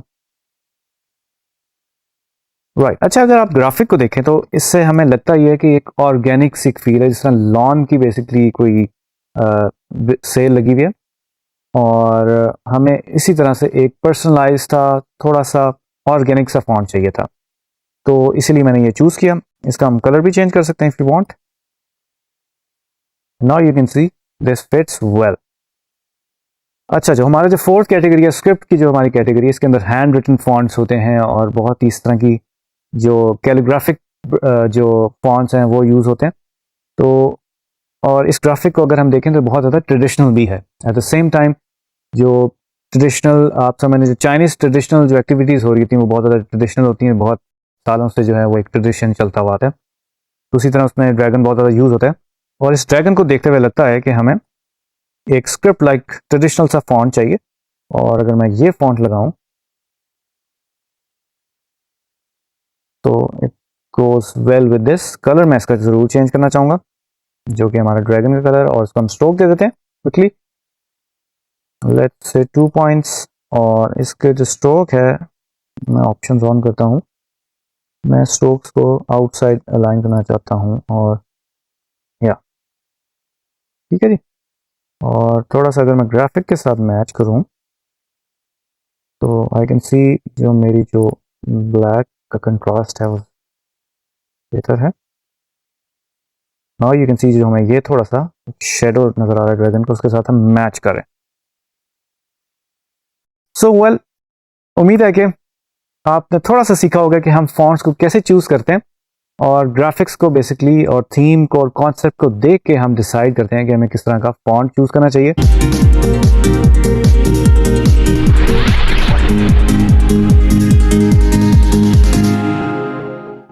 जी ट्रेनिस, तो आज हम बात करने वाले हैं way to get a free fonts.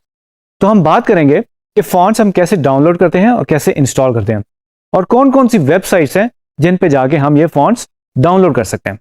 तो चलते हैं कंप्यूटर स्क्रीन की तरफ और देखते हैं कि कौन कौन सी वेबसाइट्स हैं।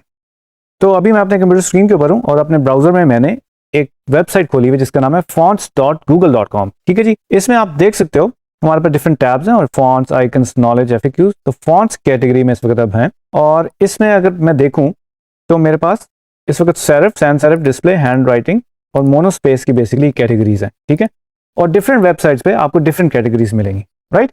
तो लेट्स से इस कैटेगरी में मैं सिर्फ सेरिफ फॉन्ट जो है वो सर्च करना चाहता हूँ, तो मैं बाकियों को अनचेक कर दूंगा, और लैंग्वेज भी मैं यहाँ से सेलेक्ट कर सकता हूँ, और फॉन्ट प्रॉपर्टीज भी, कि नंबर ऑफ स्टाइल्स मुझे कितने चाहिए, थिकनेस कैसी चाहिए, स्लांट चाहिए, विड्थ चाहिए, राइट। तो इसको भी मैं चेक कर सकता हूँ। इस वक्त ऑल है, और इसमें अगर मैं चेंज करना चाहूँ तो I can change it. Thickness को भी अगर मैं चेंज करना चाहूँ तो, और मैं अगर ज़्यादा ऑप्शंस लेना चाह रहा हूँ तो आई डू दिस ऑल, तो मेरे पास सारी ऑप्शंस आ जाएंगे।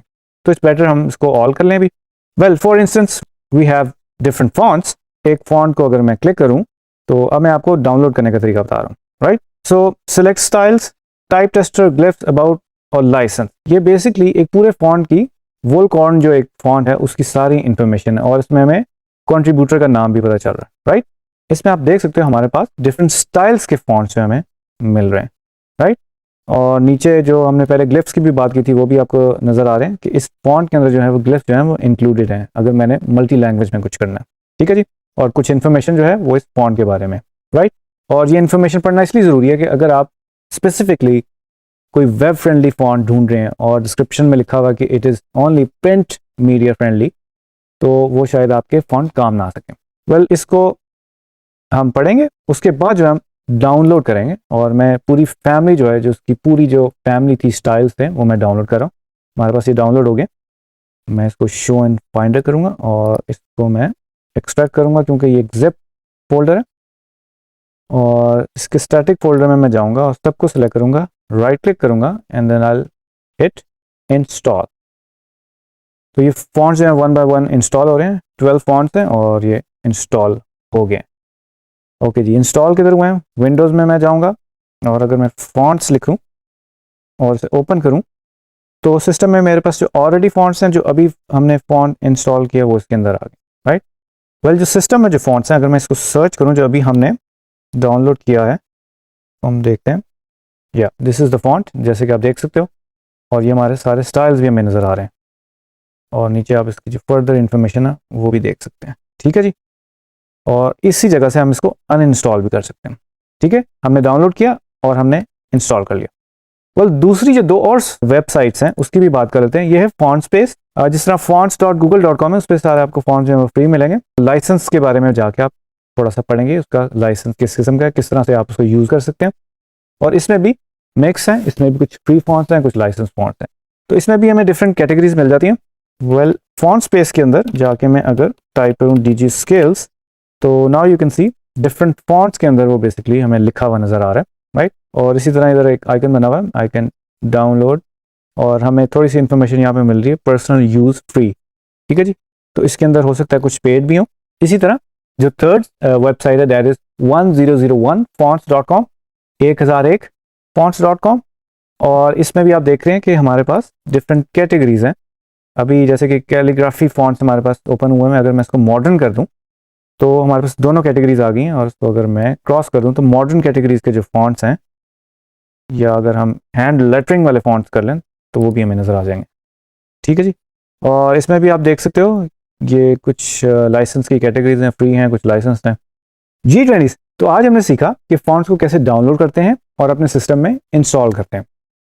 Well, there is like two categories, free fonts और पेड यानी कि लाइसेंस फॉन्ट्स। फ्री फॉन्ट्स जो है वो आप डिफरेंट वेबसाइट से डाउनलोड कर सकते हैं, बट आपको पता होना चाहिए कि वो फ्री फॉन्ट यूज़ करने के लिए आपके पास परमिशन है कि नहीं। जो सेकंड कैटेगरी है लाइसेंस फॉन्ट्स की, उसमें दो एस्पेक्ट्स हैं, दो टाइप्स हैं। First is personal use and second is commercial use. Commercial use में लेट्स से अगर आप किसी क्लाइंट का कमर्शियल काम कर रहे हैं, तो आपको वैलिडेट करना पड़ेगा कि जो आपका फॉन्ट है वो कमर्शियल यूज के लिए है कि नहीं है, राइट। तो उम्मीद करता हूं कि आपने आज की वीडियो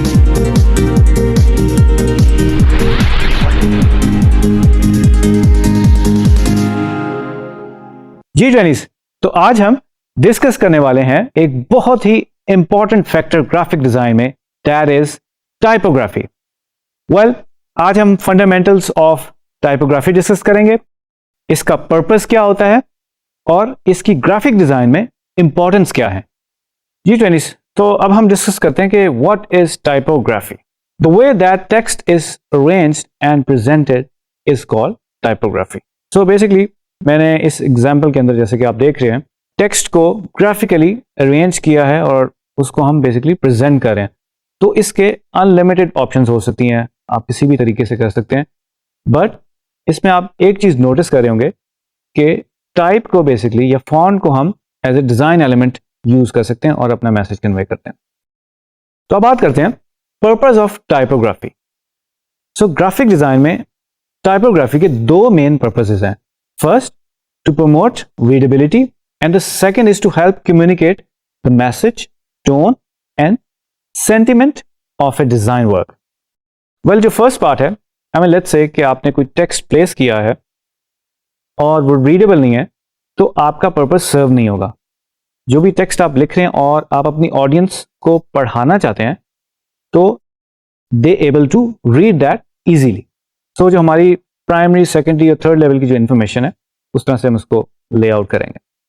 एंड देन जो भी टेक्स्ट लिख रहे हैं उसका मैसेज क्या है, उसकी टोन क्या है, और उसके अंदर इमोशन यानी कि सेंटीमेंट क्या है, तो वो बेसिकली टाइपफेस या फॉन्ट जो है वो ड्राइव कर रहा होता है पूरे ग्राफिक का, डिजाइन का, एक पूरी जो हम चीज क्रिएट करते हैं उसका एक एसेंस क्रिएट कर रहा होता है, राइट। तो अब हम बात करेंगे what is the importance of typography. So first जो इंपॉर्टेंट चीज है ग्राफिक डिजाइन में टाइपोग्राफी की, that is deliver a message. So graphic design is all about visual communication. Through typography we can deliver message of a design in a clear and readable way.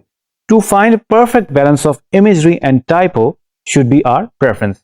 Typo means ये एक short word है typography का। Graphic design की world में आप basically इस term को बहुत ज्यादा सुनेंगे और आहिस्ता आहिस्ता हम ये इन टर्म से भी फेमिलियर होते रहेंगे कि डिज़ाइनर्स जब आपस में बैठे होते हैं तो वो किस तरह की जो है टर्म्स यूज़ कर रहे थे। तो टाइपोग्राफी को सेकंड वर्ड में टाइपो भी कहा जा सकता। वेल, इस एग्जांपल में मैं आपको दिखाऊंगा जिस डिज़ाइनर ने ये पोस्टर डिज़ाइन किया है उसमें आप देख सकते हैं उसने एक परफेक्ट बैलेंस क्रिएट किया है इस पोस्टर में यूजिंग द फॉन्ट। और अगेन जो हमें आर्टिस्ट नज़र आ रहे हैं वैन गॉग या वैन गो, वो आप देख सकते हैं वो हमें एविडेंटली नज़र भी आ रहे हैं। और जो उनकी पेंटिंग्स हैं, जो इम्प्रेशनिस्ट पेंटर हैं, एक बहुत ही मशहूर एक डच पेंटर हैं, वो भी हमें काफ़ी कुछ नज़र आ रहा है। और बड़ा ही ज़बरदस्त बैलेंस है कि फॉन्ट टाइपफेस भी यूज़ किया हुआ है और थोड़ी सी इमेज भी यूज़ हुई है। बट इसकी शेप से हमें लगता है कि ओवर पावरिंग इस वक्त सबसे ज़्यादा जो है वो इस वक्त टाइपफेस और फॉन्ट ही है, जिस तरह से इस डिज़ाइनर आर्टिस्ट ने इस आर्टवर्क में यूज़ किया हुआ है। तो this is a perfect balance of imagery and typography. जो सेकंड इंपॉर्टेंट टाइपोग्राफी में चीज़ है that is create hierarchy. So typography is used in graphic design is to create visual hierarchy. In a text-based graphic design like newspaper or brochure, the headline stands out from the subheadings and body text. Hierarchy is further established through proximity and sizing. Well, hierarchy जो है वो एक discipline का नाम है design के अंदर, और जो हमारी प्राइमरी, सेकेंडरी और थर्ड लेवल या फोर्थ लेवल की जो इन्फॉर्मेशन है उसको हम इस तरह लेआउट करते हैं ताकि हम अंडरस्टैंड कर सकें कि सबसे इंपॉर्टेंट खबर कौन सी है। लेट्स से अगर मैं न्यूज़पेपर की बात करूं तो उसकी सबसे इंपॉर्टेंट खबर जो है वो बड़े फॉन्ट में लिखी होगी, या उसका जो फॉन्ट है वो एक डिफरेंट फॉन्ट होगा, बॉडी टेक्स्ट या सब हेडिंग का डिफरेंट फॉन्ट होगा। सो ये एक डिसिप्लिन का नाम है और through typography we create this. जैसे कि आप इस एग्जाम्पल में देख सकते हैं हमारे पास हेडिंग है, सब हेडिंग है, बॉडी टेक्स्ट है। You can easily figure out कि जी जो टॉप पे लिखा हुआ है that is the name of the newspaper, जो कि लिखा हुआ है डेली पेपर, एंड नीचे जो है वो बेसिकली ग्लैम्प्स हमें नज़र आ रही हैं बॉक्सेस के अंदर कि इस पूरे न्यूज़पेपर में डिफरेंट पेजेस होंगे और इस तरह लिखा हुआ 3rd, 7th, 4th, 14, 16। ये हमें इंडिकेट कर रहा है कि ये पेजेस हैं या सेक्शंस हैं, वो उसको इंडिकेट कर रहा है। तो बेसिकली इसके अंदर भी आपको नज़र आ रही है जो हायरार्की की जब हम बात करें कि एक ऑर्डर है और उसको सेक्शंस में डिवाइड किया हुआ है, डिविजन्स हैं। सो थ्रू टेक्स्ट जो है वो डिविजन नज़र आ रही हैं। And then we have this first heading जिसमें थोड़ी सी एक्सप्लेन कर रहे हैं चीज़ों को ताकि हम समझ सकें कि पूरी खबर जो है उसकी जो एक थोड़ी छोटी सी में आउटलाइन या समरी जिसे कहते हैं वो हमें नज़र आ रही। And then we have this heading, big heading, success, जो उस पूरी खबर का एक तरह का आप समझ लें एक एसेंस है, उसको बोल्ड करके उन्होंने प्लेस किया। एंड देन बॉडी टेक्स्ट जो उसकी फर्दर डिटेल्स हैं, you can read through that. फिर हायरार्की की हम बात करें तो उसमें फॉन्ट पेयरिंग भी आ जाती है। ठीक है, अब ये डिफरेंट और मैं आपको एग्जांपल दिखा रहा हूँ। ये मेन पेज है और ये इनसाइड फोर्थ पेज है। इस तरह वो स्पोर्ट्स का सेक्शन है, उसके अंदर स्पोर्ट्स की खबरें हैं, उसको डिफरेंटली लेआउट किया हुआ है। And again following the same hierarchy जिसमें हेडिंग, सब हेडिंग और बॉडी टेक्स्ट, और उसके अंदर जिस तरह आप मैजेंटा कलर में एक देख रहे हैं एक और पूरी डिटेल के अंदर जो एक इंपॉर्टेंट चीज़ या आप समझ लें उस पूरी खबर का जो एसेंस बन रहा है वो उसको उस तरह से उन्होंने हाईलाइट भी किया हुआ। तो इस तरह से हम टेक्स्ट के थ्रू और कलर के थ्रू भी एम्फेसिस सर्टेन चीज़ों पे दे सकते हैं। फॉन्ट पेयरिंग की बात हो रही थी। हमारे पास डिफरेंट फॉन्ट्स होते हैं, टाइप फेसेस होते हैं, और अक्सर ऐसा होता है कि हम उनको पेयर करते हैं। अपनी लेआउट्स में 2 फॉन्ट्स यूज़ कर सकते हैं, 3 कर सकते हैं, it's up to us. But I think अगर हम नीट एंड क्लीन डिज़ाइन की बात करें तो एक ही फॉन्ट फैमिली को हम यूज़ करते हुए, हम डिफरेंट वेट्स यूज़ करते हुए डिफरेंट चीज़ें अचीव कर सकते हैं। But sometimes we use 2 fonts and typefaces, जिस तरह के आप ये कॉम्बिनेशंस अब डिफरेंट देख रहे हैं। पहला वाला DM serif display and DM sans, तो बड़े अच्छे तरीके से इसको कॉम्प्लीमेंट कर रहा है, जो हमें लग रहा है एक हेडिंग लाइक जिसमें थोड़ा सा एक स्ट्रॉन्ग सा मैसेज है और नीचे जो बॉडी टेक्स्ट है। एंड जो सेकंड ऑप्शन है ultra and PT serif, IBM Plex Sans condensed and IBM Plex Sans use किया हुआ है। और एक्चुअली अब ये सेम फॉन्ट फैमिली यूज़ हुई हुई है, एक कंडेंस यूज़ हुई हुई है, एक सिंपल रेगुलर फॉन्ट यूज़ हुआ है। इसी तरह से वर्क सैंस एंड मेरीवेदर जो है वो यूज़ हुआ है, और हम देख सकते हैं ये बड़े बैलेंस्ड हमें नज़र आ रहे हैं। ओके, नेक्स्ट जो इंपॉर्टेंट चीज़ है टाइपोग्राफी में that is building brand through typography. बहुत सारे ब्रांड्स जो हैं बेसिकली टाइप फेस पे बेस कर रहे होते हैं और उसको बहुत ज़्यादा यूज़ करते हैं, और आप समझ लें जो टाइप फेस है वो उनका ब्रांड एम्बेसडर बन जाते हैं। यू कैन ईजिली रिकग्नाइज कि ये फॉन्ट कौन सा है, और अगर हम वो सिर्फ फॉन्ट या टाइप फेस देखें तो हमारे जहन में उस ब्रांड का नाम या उसका विजुअल सामने आ जाए, क्योंकि हम उस फॉन्ट या टाइप फेस से इतना फेमिलियर हो जाते हैं। सो टाइपोग्राफी में जो टाइप फेसेस हैं वो हमें ये रिकग्नाइज करवाते हैं कि ये ब्रांड्स कौन सी। So typography plays important role in developing brand association with the customer and consumer, like logo design and identity design, brand books. ठीक है जी, you can easily visualize the unique logo type in your mind, जैसे कि मैंने पहले explain किया आपको। Well इस एग्जाम्पल में आप देख सकते हैं काफी लोग इससे फेमिलियर होंगे, जो नहीं है तो जो फर्स्ट है हमारा दैट इज एडिडास, और एक्चुअली आप देख सकते हैं एडिडास नहीं लिखा हुआ, ये इवेंट ग्रैंडे जो एक फॉन्ट है वो लिखा हुआ, उसका नाम लिखा हुआ है, जो फॉन्ट्स एक्चुअली हैं उनके नाम लिखे हुए हैं। और ये स्पॉटिफाई जो है वो प्रॉक्सिमा नोवा है, और उसी तरह नीचे अगर लेफ्ट पे आप देखो तो एडोबी का जो लोगो है दैट इज माइरिड प्रो, जो बहुत ही बेसिक सा जो हमारा आपसे मिलने बाय डिफॉल्ट फॉन्ट होता है मैक में, वो माइरिड प्रो होता है। तो इतना सिंपल फॉन्ट है जो हम रोज़ाना देखते हैं, और आहिस्ता आहिस्ता जब आप फॉन्ट्स इंस्टॉल करेंगे अपने सिस्टम में तो आप भी फेमिलियर हो जाएंगे कि ये फॉन्ट्स कैसे होते हैं और डिज़ाइनर्स कौन कौन से फॉन्ट्स जो हैं वो यूज़ कर रहे होते हैं और क्या ट्रेंड्स चल रहे होते हैं। तो इन दिस यू कैन सी बहुत मशहूर ब्रांड्स हैं और उन्होंने ये फॉन्ट्स यूज़ किए हैं। वेल जो नेक्स्ट हमारा पॉइंट है जो टाइपोग्राफी में बहुत ज़्यादा इंपॉर्टेंट है, that is add personality and value to a design. तो टाइपोग्राफी जो है हमारे डिज़ाइन को एक पर्सनैलिटी और एक उसके अंदर वैल्यू ऐड करते हैं। सो जिस पर्सनैलिटी की हम बात करें वो हम टाइप फेसेस या फॉन्ट से अचीव कर सकते हैं। इस ग्राफिक में आप देख सकते हैं जो मैंने fonts different type faces use किए हैं, और जो फर्स्ट है वो स्ट्रॉन्ग, उसका जो मीनिंग एक्चुअली जो फॉन्ट का एसेंस है वो क्या है, और जब हम फॉन्ट्स को डाउनलोड करने लगते हैं तो हम उसकी डिस्क्रिप्शन में जाके देखते हैं कि उस फॉन्ट का क्या मीनिंग है और वो किस पर्पज़ के लिए डिज़ाइन किया गया है। आया वो हेडिंग के लिए डिज़ाइन किया गया है, डिस्प्लेस के लिए डिज़ाइन किया हुआ है, या परफेक्ट रीडिंग के लिए डिज़ाइन किया गया, परफेक्ट वेबसाइट के अंदर यूज़ करने के लिए बनाया हुआ है। तो इस तरह की डिफरेंट फॉर्म्स होती हैं। उसके अलावा उसकी जो पर्सनालिटी है वो थ्रू टाइप फेस या फॉन्ट जो है वो हम ड्राइव कर सकते हैं। और इन ऑप्शन में आपको नज़र आ रहे हैं, प्लेफुल है, पर्सनल है, अथॉरिटेटिव। किसी ने अगर कॉन्टेम्प्रेरी क्लीन लाइन्स पे काम करना है तो कॉन्टेम्प्रेरी फॉन्ट्स यूज़ करेगा। ट्रस्टवर्दी, कहीं पे ट्रस्ट का मामला आ गया तो इस तरह का फॉन्ट यूज़ करेगा। न्यूट्रल है एक फॉन्ट, बिल्कुल ही मतलब कोई इसमें खास मैसेज नहीं आ रहा, बट नीट फ्रेंडली, मतलब कहीं पे दोस्ती की बात हो रही है किसी भी ग्राफिक में या आर्ट वर्क में तो इस तरह का फॉन्ट यूज़ हो सकता है। इंफॉर्मेटिव, इनफॉर्मल कोई फॉन्ट है, ठीक है। ग्रेसफुल, इस तरह की कोई बात कर रहे हैं तो आप इस तरह का यूज़ करें। हैंड क्राफ्टेड, कि जिसमें हमें फील आए कि यार इस तरह टाइप राइटर पे किसी ने टाइप किया हुआ है तो उस तरह का फॉन्ट है, राइट। तो हमें वो एक सर्टन एरा में ले जाएगा कि टाइप राइटर का जब दौर था उस तरह की अगर हम कोई ग्राफिक या इमेजरी लेकर आ रहे हैं तो उसके साथ शायद वो ज़्यादा फिट बैठे। सो वेल अल्ट्रा एक गूगल एक फॉन्ट है और इसकी डिस्क्रिप्शन जैसे कि लिखी हुई है कि ultra is an ultra bold slab typeface with nods to wood type style like Clarendon and Egyptian, strong and dramatic letter forms for titling. So this font is very use for titling अगर हमने titles बनाने। A serious yet friendly, मतलब serious भी है, जिस तरह आपका कोई दोस्त अगर सीरियस है बट आपका दोस्त तो है, तो same goes with this font कि सीरियस एक दोस्त है, ठीक है। इजी लिजिबल का मतलब वही है कि रीडेबल है, and perfect for power headlines and titling for impact. That means कि लेट्स से मैं न्यूज़पेपर के या मैगजीन्स के टाइटल्स बना रहा हूँ तो अगर मैं ये फॉन्ट यूज़ करूँगा तो काफ़ी यूजफुल रहेगा और मैं अपना मैसेज बेहतर तरीके से कन्वे कर सकूँगा। वेल आगे बढ़ते हैं। एक और इम्पॉर्टेंट पार्ट है टाइपोग्राफी का, that is make your letter mark. Typography is an very interesting frame of mind.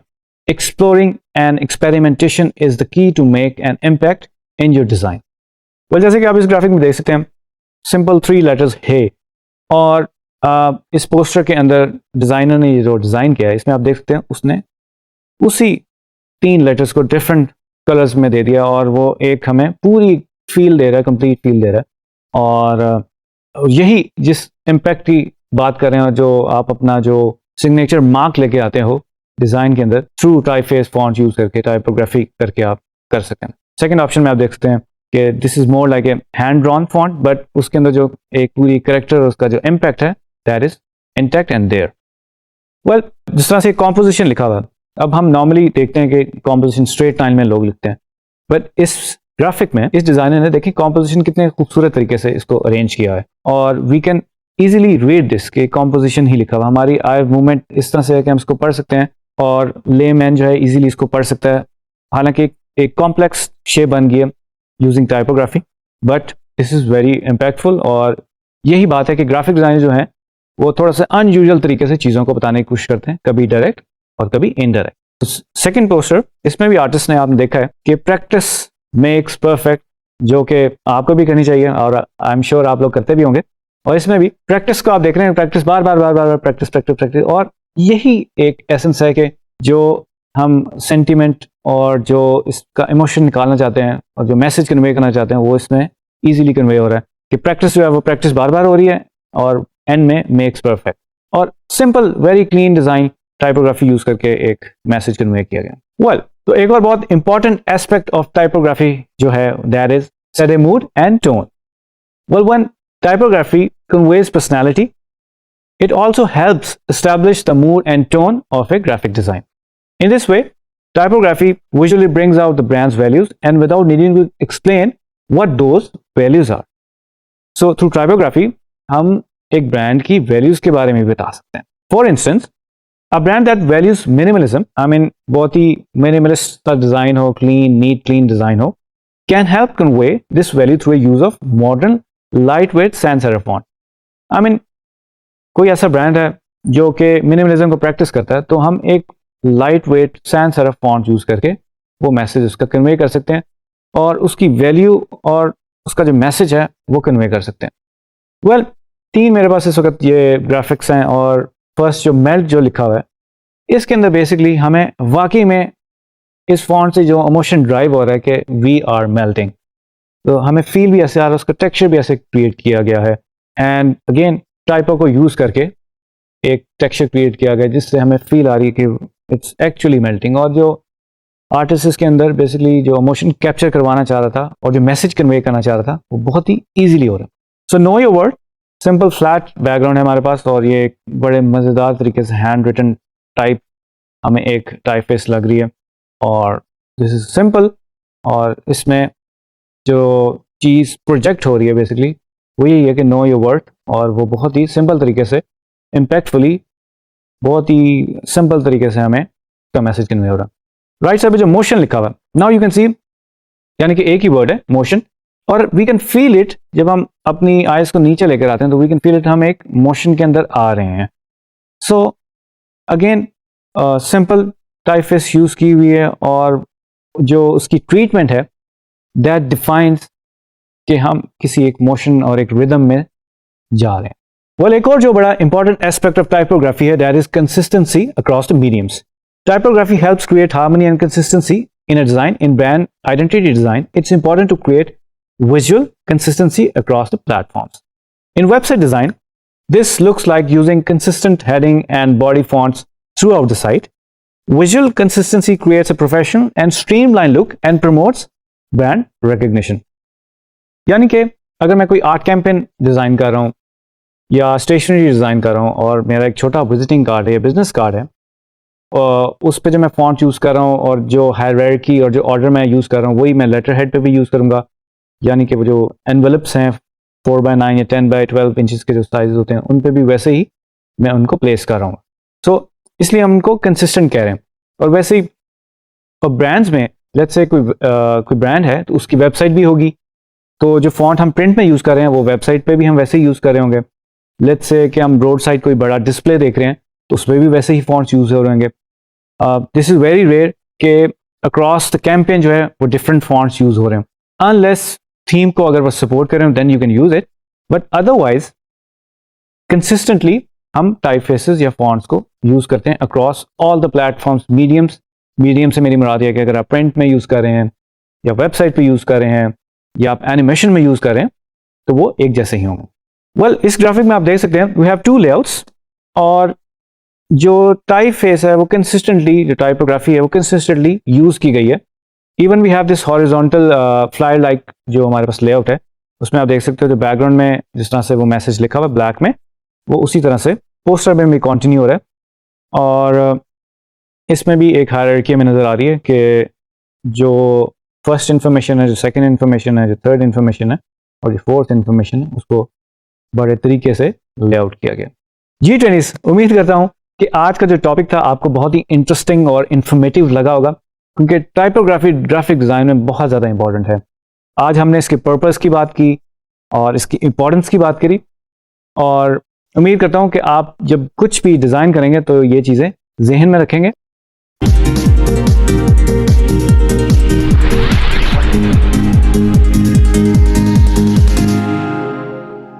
Ji trainees, तो आज हम डिस्कस करने वाले हैं Adobe Illustrator में एक ऑप्शन है जिसका नाम है Envelope Distort। Envelope Distort use करके हम टेक्स्ट को डिफरेंट फॉर्म्स दे सकते हैं और इसी तरह ऑब्जेक्ट्स को भी हम डिफरेंट फॉर्म्स दे सकते हैं। तो चलते हैं कंप्यूटर स्क्रीन की तरफ और इस ऑप्शन को एक्सप्लोर करते हैं। जी ट्रेनिस, तो अभी मैं अपने कंप्यूटर स्क्रीन पे हूँ और जैसे कि आप देख सकते हो मैंने डिफरेंट शेप्स और फॉर्म्स बनाई हुई हैं। और सबसे पहले जो हम एक्सप्लोर करेंगे, अगर मैं अपने टेक्स्ट को सिलेक्ट करता हूँ तो जो हमारा सब मेन्यू है, जो बेसिकली कंट्रोलर मेन्यू है, इसमें आपको ये ऑप्शन नजर आएगी, एक आइकन बना हुआ मेक एनवेलप का। इस पर अगर मैं क्लिक करूं तो हमारे पास ये डिफरेंट स्टाइल्स हैं। तो अगर मैं इसको आर्क बनाना चाहता हूं तो ये आर्क बन जाएगी, और इन ऑप्शन से जिस तरह ये बेंड हुआ है, इनको अगर मैं चेंज करूं तो उसी तरह चेंज कर सकता हूँ। और डिस्टॉर्शन भी मैं हॉरिजॉन्टली वर्टिकली चेंज कर सकता हूँ अकॉर्डिंगली। एंड सेकेंड स्टाइल्स में भी आप हॉरिजॉन्टली एंड वर्टिकली इसको देख सकते हैं कि आप हॉरिजॉन्टली करना चाहते हैं या वर्टिकली करना चाहते हैं। अभी मैं बेंड जो है वो वर्टिकली करना चाहूँगा तो उसकी शेप इस तरह की बनेगी। एंड इफ हॉरिजॉन्टली तो आप देख रहे हैं एक आर्च सी बन रही है। ठीक है, कुछ और ट्राई करते हैं। लेट्स से हम इसको फ्लैग लाइक शेप देना चाहते हैं, और अभी ये हॉरिजॉन्टल सेट हुआ है। अगर वर्टिकल करूँ तो आप देख रहे हैं इस तरह की डिस्टॉर्टेड सी शेप हमें नजर आएगी। तो बेसिकली ये वर्ब ऑप्शन है हमारे पास जो कि हमें सब मेन्यू से मिल जाती हैं। एंड अदर देन दैट तो मैं कंट्रोल जी करूंगा। ऑब्जेक्ट में अगर मैं जाऊं तो एनवेलप डिस्टॉर्ट की हमारे पास ऑप्शन होती है, जिसके अंदर हमारे पास ये तीन ऑप्शंस हैं, make with verb, make with mesh, make with top object. तो सबसे पहले हम मेक विद वर्ब ट्राई करेंगे, एंड इन दोनों को मैं सेलेक्ट करूंगा और ये ऑप्शन करूंगा। तो आप देख सकते हैं ये ऑप्शन ऑलरेडी हम एक्सप्लोर कर चुके हैं इधर से, राइट। तो दिस इज द सेम। ठीक है जी, फर्स्ट ऑप्शन सेम होगी। अब जो हमारी सेकंड ऑप्शन है that is make with mesh. तो सबसे पहले मैं एक टेक्स्ट लूंगा और मैं अपने साइड पे बेसिकली मैंने इफेक्ट को थोड़ा सा यूज करते हुए इसको थोड़ी सी इस तरह की हमने एक शेप बनाई थी, जो वेव लाइक एक शेप, पैटर्न लाइक आपको एक फॉर्म नजर आ रही। और डिस्टॉर्ट एंड ट्रांसफॉर्म में जाके मैं इसको ट्रांसफॉर्म करूंगा, राइट। हमारे पास ये ऑप्शन है स्केल की, मूव की, रोटेट की, और ये डिफरेंट और ऑप्शंस हैं। तो फर्स्ट मैं इसको नंबर ऑफ कॉपीज बनाऊंगा, I should hit 5। And move करने के लिए हमने कॉपीज तो बनाई थी लेकिन हमें नजर इसलिए नहीं आई क्योंकि वो ओवरलैप करी थी, तो I have to move it. तो वर्टिकली आप देख रहे हैं मैं इसको मूव कर रहा हूँ। ठीक है, तो मैं 6 कॉपीज बना लेता हूँ, या दिस इज फाइन। तो मैं थोड़ा सा जो गैप है मैं ख़त्म कर लेता हूँ, एंड आई हिट ओके। तो आप हॉरिजॉन्टली, वर्टिकली और ये जो कंट्रोल्स हैं स्लाइडर कंट्रोल्स चेंज कर सकते हैं अकॉर्डिंगली। तो वी हैव दिस नाउ। जैसे कि आप ये देख रहे हैं कि पैटर्न लाइक एक शेप बना हुआ है। अगर हमने टेक्स्ट के साथ या फॉर्म के साथ कुछ पैटर्न बनाना तो आप इजीली बना सकते हो। तो I am selecting this and object में जाऊंगा मेक विद मैश, राइट। तो we have this option now. इसमें हमारे पास रोज एंड कॉलम्स हैं। इस वक्त 4 रोज एंड कॉलम्स है। I should give it 6 columns is fine, अगर बट इस केस में मुझे नहीं चाहिए, but I am keeping this to 4 now.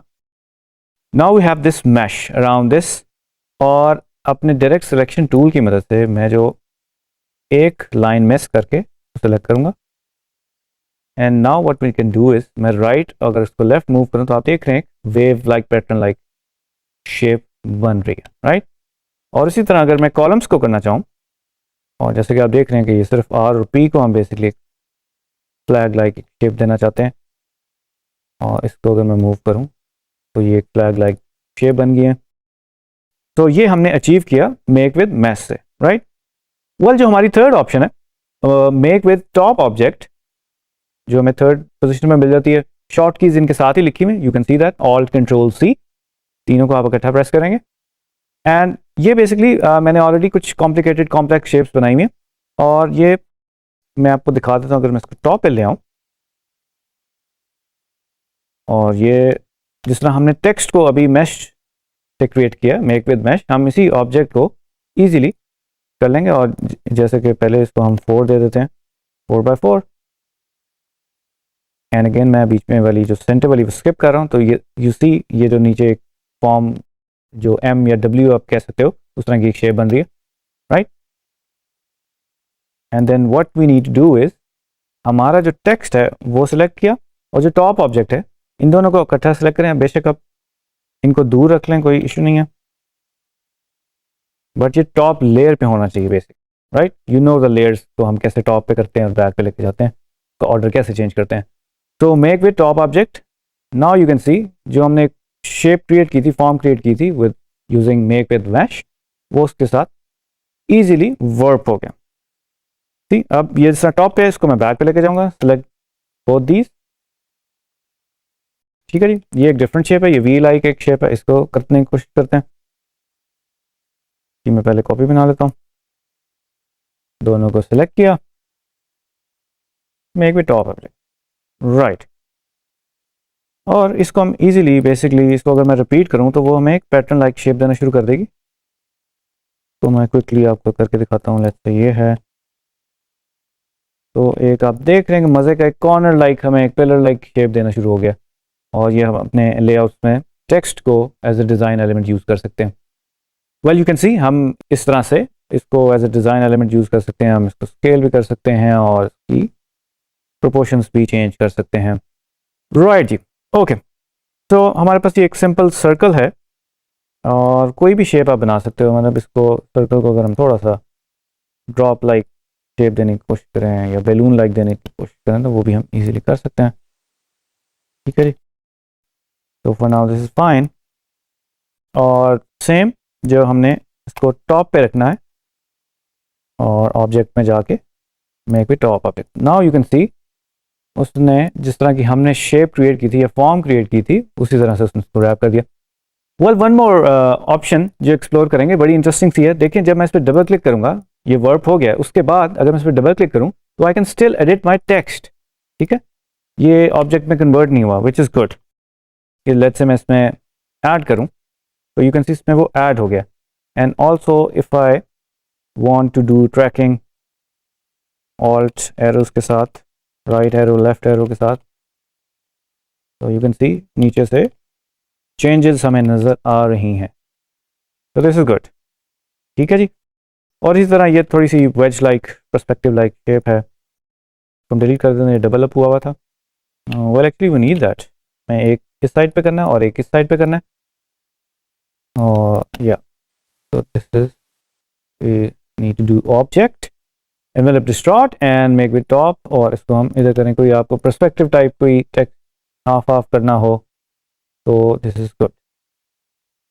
And error हमें इसलिए दिया है क्योंकि ये टॉप पे नहीं है शेप, तो कंट्रोल ब्रैकेट राइट से हमने इसको टॉप पे किया, इसको order, and then this, there you go. Well अच्छा भाई, इसके अलावा अगर मैं इसको सिलेक्ट करता हूँ और टाइप में जाके हमारे पास ये एनवेलप ऑप्शंस भी आ जाती हैं, एडिट कंटेंट्स भी आ जाता है, रिलीज भी आ जाता है और एक्सपैंड भी आ जाता है। अगर हम ऑर्डर से देखें तो रिलीज है, एनवेलप ऑप्शंस हैं, एक्सपैंड है, एडिट कंटेंट्स हैं। तो अगर मैं रिलीज कर दूं तो ये रिलीज हो जाएंगे दोनों, जो टेक्स्ट और जो शेप थी वो अब अपनी असली हालत में आ गई, राइट। इसी तरह इसको सेलेक्ट करते हैं और एक्सपैंड कर देते हैं, तो जो टेक्स्ट है बेसिकली अब ऑब्जेक्ट या आउटलाइंस में कन्वर्ट हो गया, राइट। अब इसको हम एडिट नहीं कर सकते, मतलब एडिट टेक्स्ट को नहीं कर सकते, हमें वैसे हम इसको स्केल या कुछ करना चाहते हैं वो किया जा सकता है। Same goes with this edit content, जैसे मैंने पहले डबल क्लिक किया था और आप इधर से भी कर सकते हैं। और ऊपर हमारे पास आप देख रहे हैं दो आइकन्स भी आ रहे हैं, एडिट एनवेलप, और ये अगर मैं प्रेस करूं तो ये ऑप्शंस मेरे पास में मिल जाती हैं, क्लिपिंग मास्क की, ट्रांसपेरेंसी की, फिडिलिटी की, और distort appearance, distort linear gradient fills, distort pattern fills, right. I hope कि आज का ये टॉपिक जो है वो आपको इंटरेस्टिंग लगा होगा। और एडोबी इलस्ट्रेटर में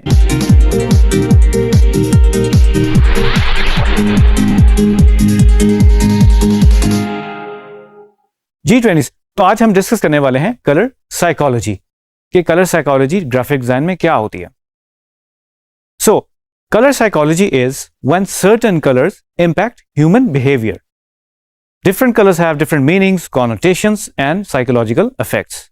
और different cultures में इन meanings, connotations के और psychological effects के different meanings हो सकते हैं.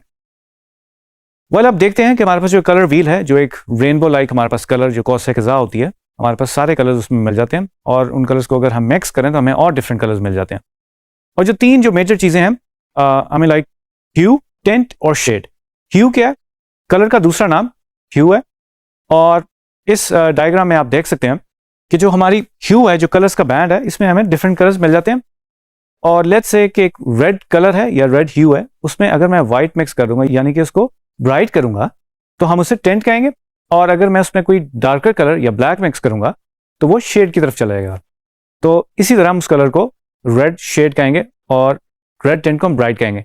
यानी कि ब्राइट जो है वो रेड टिंट है और जो डार्कर है वो रेड शेड है. कलर टाइप्स की अगर हम बात करें, और इस व्हील पे आप देख सकते हैं तीन कलर्स हमें नजर आ रहे हैं, primary, red, yellow and blue. ये हमारे प्राइमरी कलर्स हैं. और जब हम इन तीन कलर्स को या इन दो कलर्स को मिक्स करते हैं तो हमारे पास सेकेंडरी कलर बन जाता है. और व्हील पे आप देख सकते हैं एक ट्राइंगल मार्क हुई हुई है, जिसका मतलब ये है कि वो इन बिटवीन जो कलर्स हैं वो एक तरह के सेकेंडरी कलर्स बन रहे हैं क्योंकि हम दो प्राइमरी कलर्स को मिक्स कर रहे हैं. And complementary colours is like opposite poles जिस तरह होते हैं. आप देख रहे हैं व्हील के ऊपर पर्पल एंड ग्रीन जो बिल्कुल ऑपोजिट साइड्स के हैं. और अगर हम ऑरेंज और ब्लू को ले लें, स्काई ब्लू को, तो वो भी कॉम्प्लीमेंट्री कलर्स कहेंगे. और मजीद जो कलर टाइप्स हैं, एनालॉगस, जो कि आप समझ लें नेबरिंग कलर्स होते हैं. आपके जो कलर व्हील के ऊपर लेट्स से अगर ऑरेंज है और वो येलो में मिक्स हो रहा है तो उसके करीब करीब जितने भी ह्यूज एंड कलर्स हैं वो एनालॉगस कलर कहलाएंगे. स्क्वायर में आप देख सकते हैं these are like 4 points marked on colour wheel, तो इसको इसलिए हम स्क्वायर बेसिकली कलर व्हील कहेंगे. एंड देन स्प्लिट कॉम्प्लीमेंट्री, इसमें ट्राइंगल जो है वो बड़ा थोड़ा सा स्टीप हो गया, इस तरह से नॉर्मल ट्राइंगल पहले था प्राइमरी कलर्स में. और इसमें भी आप देख सकते हैं कि ऑपोजिट पोल्स के और कुछ कॉम्प्लीमेंट्री कलर्स की डिविजन्स की गई है और 3 पॉइंट्स लिए गए हैं कलर व्हील के ऊपर. ओके जी, कलर मोड्स की अगर बात करें, आरजीबी लाइट के कलर्स हैं, रेड, ग्रीन एंड ब्लू. आप देख सकते हैं ये एडिटिव प्रोसेस है. तीन कलर्स को जब आप मर्ज करते हैं तो आपको और कलर्स मिल जाते हैं. And then we have this process colours, CMY के, सियान, मैजेंटा, येलो एंड ब्लैक, जो कि बेसिकली प्रिंटिंग में बहुत ज़्यादा यूज होते हैं, पब्लिशिंग में. और आप जब हम इन चार कलर्स को मिक्स करते हैं तो फिर हमें और कलर्स मिल जाते हैं. तो जनाब अब बात करेंगे कलर एसोसिएशन के बारे में कि कलर एसोसिएशन क्या होती है. वेल, अगर हम इमोशनल एसोसिएशन की बात करें कि सर्टेन कलर्स के सर्टेन मैसेजेस होते हैं और डिफरेंट कल्चर्स में, जैसे कि मैंने पहले बताया, डिफरेंट मीनिंग्स हो सकते हैं. बट जनरली यूनिवर्सली नॉर्मली हम लोग कुछ कलर्स को एसोसिएट कर सकते हैं सर्टेन बिहेवियर के साथ. जैसे कि रेड कलर जो है वो एक्साइटमेंट, एनर्जेटिक, लव और एनर्जी का कलर है. और इसकी पॉजिटिव एस्पेक्ट भी हो सकती है, इसकी नेगेटिव एस्पेक्ट भी हो सकती है. पॉजिटिव इज लाइक कि अगर कोई एक्साइटमेंट या एनर्जी दिखानी है तो आप रेड कलर लगाएंगे. अगर आपको कोई थोड़ी सी अलार्मिंग या डेंजर दिखाना है तो मोस्ट केसेस में रेड कलर यूज़ किया जा सकता है. जैसे एक एग्जांपल एक सिग्नल की हो सकती है या फायर अलार्म की हो सकती है, वो रेड कलर होता है. और वी नो कि अगर इस तरह की कोई इमरजेंसी हो तो हम रेड कलर की तरफ बढ़ें. इसी तरह ब्लू जो है वो एक काम और सूदिंग कलर है और ट्रस्ट के लिए यूज़ होता है और एंडलेस स्काई के तौर पे इसको यूज़ किया जाता है और इसकी एंडलेस पॉसिबिलिटीज़ होती हैं. और बड़ा ही यूनिवर्सली बड़ा फेवरेट कलर होता है डिज़ाइनर्स का, ब्लू बहुत ज़्यादा यूज़ किया जाता है. तो इसी तरह सारे कलर्स के कोई ना कोई मीनिंग्स हैं और जब आपने कलर चूज़ करना होता है तो आपको उनके मीनिंग्स का पता होना चाहिए. सो आप अपने पास इसी तरह का एक चीट कार्ड बना सकते हैं, मतलब कलर चार्ट भी बना सकते हैं, इसे कलर चार्ट भी कहा जा सकता है. आप अपने पास ये कलर चार्ट बना सकते हैं. वेल, ब्रांड्स की अगर मैं बात करूं कि ब्रांड की कलर एसोसिएशंस कैसी होती हैं, सर्टेन ब्रांड जो हैं वो ऐसे कलर्स क्यों चूज़ करते हैं, क्योंकि उनकी ब्रांड की डिमांड ऐसी होती है या उनका सब्जेक्ट ऐसा होता है या उनकी डोमेन ऐसी होती है, उस तरह के सर्टेन कलर यूज़ करते हैं. वेल, इस व्हील में आप देख सकते हैं जो ग्रीन कलर के कुछ कलर्स हैं.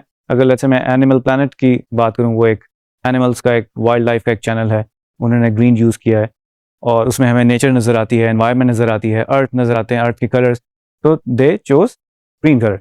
उसी तरह डिफरेंट बैंड्स के साथ डिफरेंट ब्रांड्स देख रहे हैं और ब्रांड्स जो कलर एसोसिएट करना चाहते हैं अपने साथ, उन्होंने वो यूज़ किए हुए. और इसमें आप देख सकते हैं ब्लैक और ग्रेज भी हैं, जो कि बहुत ही, एक जिस तरह ग्रे है वो एक न्यूट्रल है जिसमें बहुत ज़्यादा वो मैसेज नहीं देना चाहते हैं और अपने आप को किसी एक पर्टिकुलर कलर के साथ एसोसिएट नहीं करना चाहते. इवन ब्लैक भी है, वो बड़ा ही क्लैरिटी वाला एक, समझें ब्लैक एंड वाइट है और वो भी अपने आप को किसी कलर से एसोसिएट नहीं करना चाहते, that's why they are using black. और डिफरेंट टाइम्स पे डिफरेंट एप्लीकेशंस में कलर्स भी चेंज हो सकते हैं।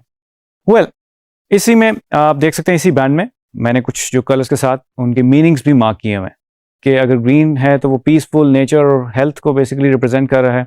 अगर ऑरेंज है वो ऑप्टिमिज्म, क्लैरिटी और मैच्योरिटी को रिप्रेजेंट कर रहा है। इसी तरह अगर रेड को देखें, एक्साइटमेंट, यूथ एंड बोल्डनेस को बेसिकली रिप्रेजेंट कर रहा है। And again black and grey, purple, pinks के जो शेड है। Well, as a graphic designer आप कलर को चूज कैसे करते हैं? आप कोई भी डिजाइन बना रहे हैं या कोई भी असाइनमेंट कर रहे हो तो चूज करने का तरीका क्या है? तो बेसिक तरीका तो यह है कि जो हमारा कलर व्हील है उसको हम थोड़ा सा ऑब्जर्व करें कि हमारे पास कूल कलर्स और वार्म कलर्स क्या है। तो जैसे कि आप इस कलर व्हील की तरफ देखें तो लेफ्ट साइड जो है वो हमें नजर आ रही है कि ब्लूज एंड ग्रीन्स जो हैं और थोड़े पर्पलिश वो कूल कलर्स में आते हैं, और जो राइट साइड है वो येलोइश, ऑरेंजिश, जो रेडिश टोन्स हैं वो हमें वार्म कलर्स दिखाएं। तो इसी तरह अगर हम इन दो इमेजेस को देखें और में से कलर पिक करें तो लेफ्ट साइड जो है वो कूल कलर्स हैं और राइट जो है वो वार्मर कलर्स हैं। और अगेन आप इन्हीं कलर्स को पॉजिटिव और नेगेटिव वे में भी रिप्रेजेंट कर सकते हैं। वेल, हमारे पास एक छोटी सी असाइनमेंट है। जैसे कि आप देखते हैं, हम आजकल बड़ा ही हॉट टॉपिक है ग्लोबल वार्मिंग की, हम बात करते हैं कि ग्लोबल वार्मिंग के हमारी इन्वायरमेंट पे क्या इफेक्ट्स हो रहे हैं। तो उसका एक ये फ्लायर है, मैंने 3 डिफरेंट कलर्स इसमें अप्लाई किए हैं जैसे कि आप देख सकते हैं। और अब हम कंप्यूटर स्क्रीन की तरफ चलते हैं और इसमें कलर्स चेंज करके देखते हैं कि राइट कलर चूज हम कैसे करेंगे टू कन्वे आवर मैसेज। जी ट्रेनिस, तो अभी मैं अपने कंप्यूटर स्क्रीन पे हूँ और जैसे कि हम जिक्र कर रहे थे कि इफेक्ट्स ऑफ ग्लोबल वार्मिंग क्या है और उसके ये 3 फ्लायर्स हमारे पास पड़े हुए हैं और जो हमारा मेन मैसेज है उसकी एक बैकग्राउंड कलर सेट हुई हुई है। और अभी हमें जज ये करना है कि इस मैसेज को रिप्रेजेंट करने के लिए हमें राइट कलर क्या चूज करना है। अब इस फ्लायर का जो सेंटीमेंट है वो बेसिकली अलार्मिंग है।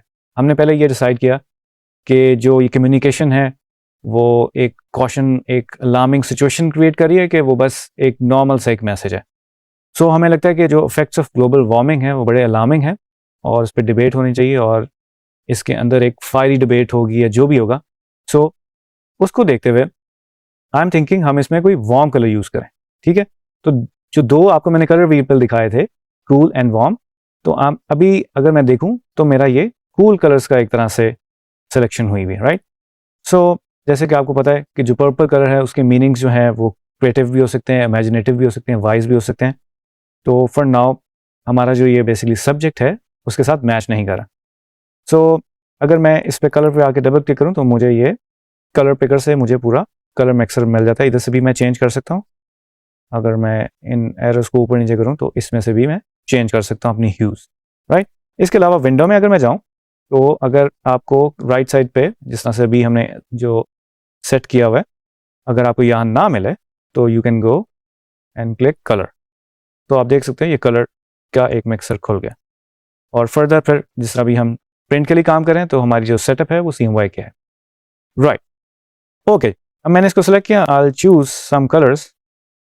फर्स्ट मैं एक येलोइश कलर यूज करता हूँ and then bit darker orange and then what about something more fiery red.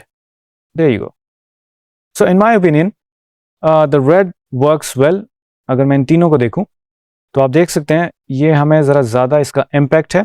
So for this subject, I think red is the better option. और जो हमारे पास और जो सेकेंडरी इंफॉर्मेशन है, जिस तरह के हम बैकग्राउंड में देख रहे हैं ये ग्रे आउट हुआ है, इसको भी ट्राई किया जा सकता है कि आपको डिफरेंट कलर्स में कर सकते हैं, उसको ब्लैक में भी कर सकते हैं, बट इट्स पर्सनल प्रेफरेंसेस कि हम इसको इतना डार्क करना चाहते हैं कि नहीं।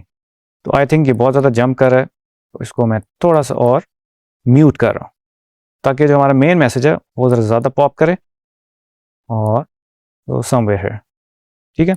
और अच्छा हमें एक टेक्सचर की भी फील दे रहा है बैकग्राउंड में एज अ डिज़ाइन एलिमेंट, तो दैट इज़ गुड। और जो हमारी बेसिकली सेकेंडरी इन्फॉर्मेशन है उसको भी मैं थोड़ा सा रेड टोन्स में लेके जाता हूँ। और ये हमारा do we need another global disaster, एक और क्वेश्चन किया गया जो एक सेकेंडरी इन्फॉर्मेशन है। तो I think this works well और I think this is the right way कि हम कलर्स को चूज़ कैसे करते हैं और सब्जेक्ट के मुताबिक हमें कलर्स यूज़ करने पड़ते हैं। और इसका बेहतर हल ये है कि हमें थोड़ा सा कलर्स के बारे में नॉलेज होनी चाहिए कि कलर्स के डिफरेंट मीनिंग्स क्या क्या होते हैं और उसको सही तरीके से कैसे यूज़ किया जाता है। उम्मीद करता हूँ आज का टॉपिक आपको अच्छा लगा होगा और इस टॉपिक को आप मज़ीद एक्सप्लोर करेंगे और कलर साइकोलॉजी के बारे में मज़ीद जानने की कोशिश करें।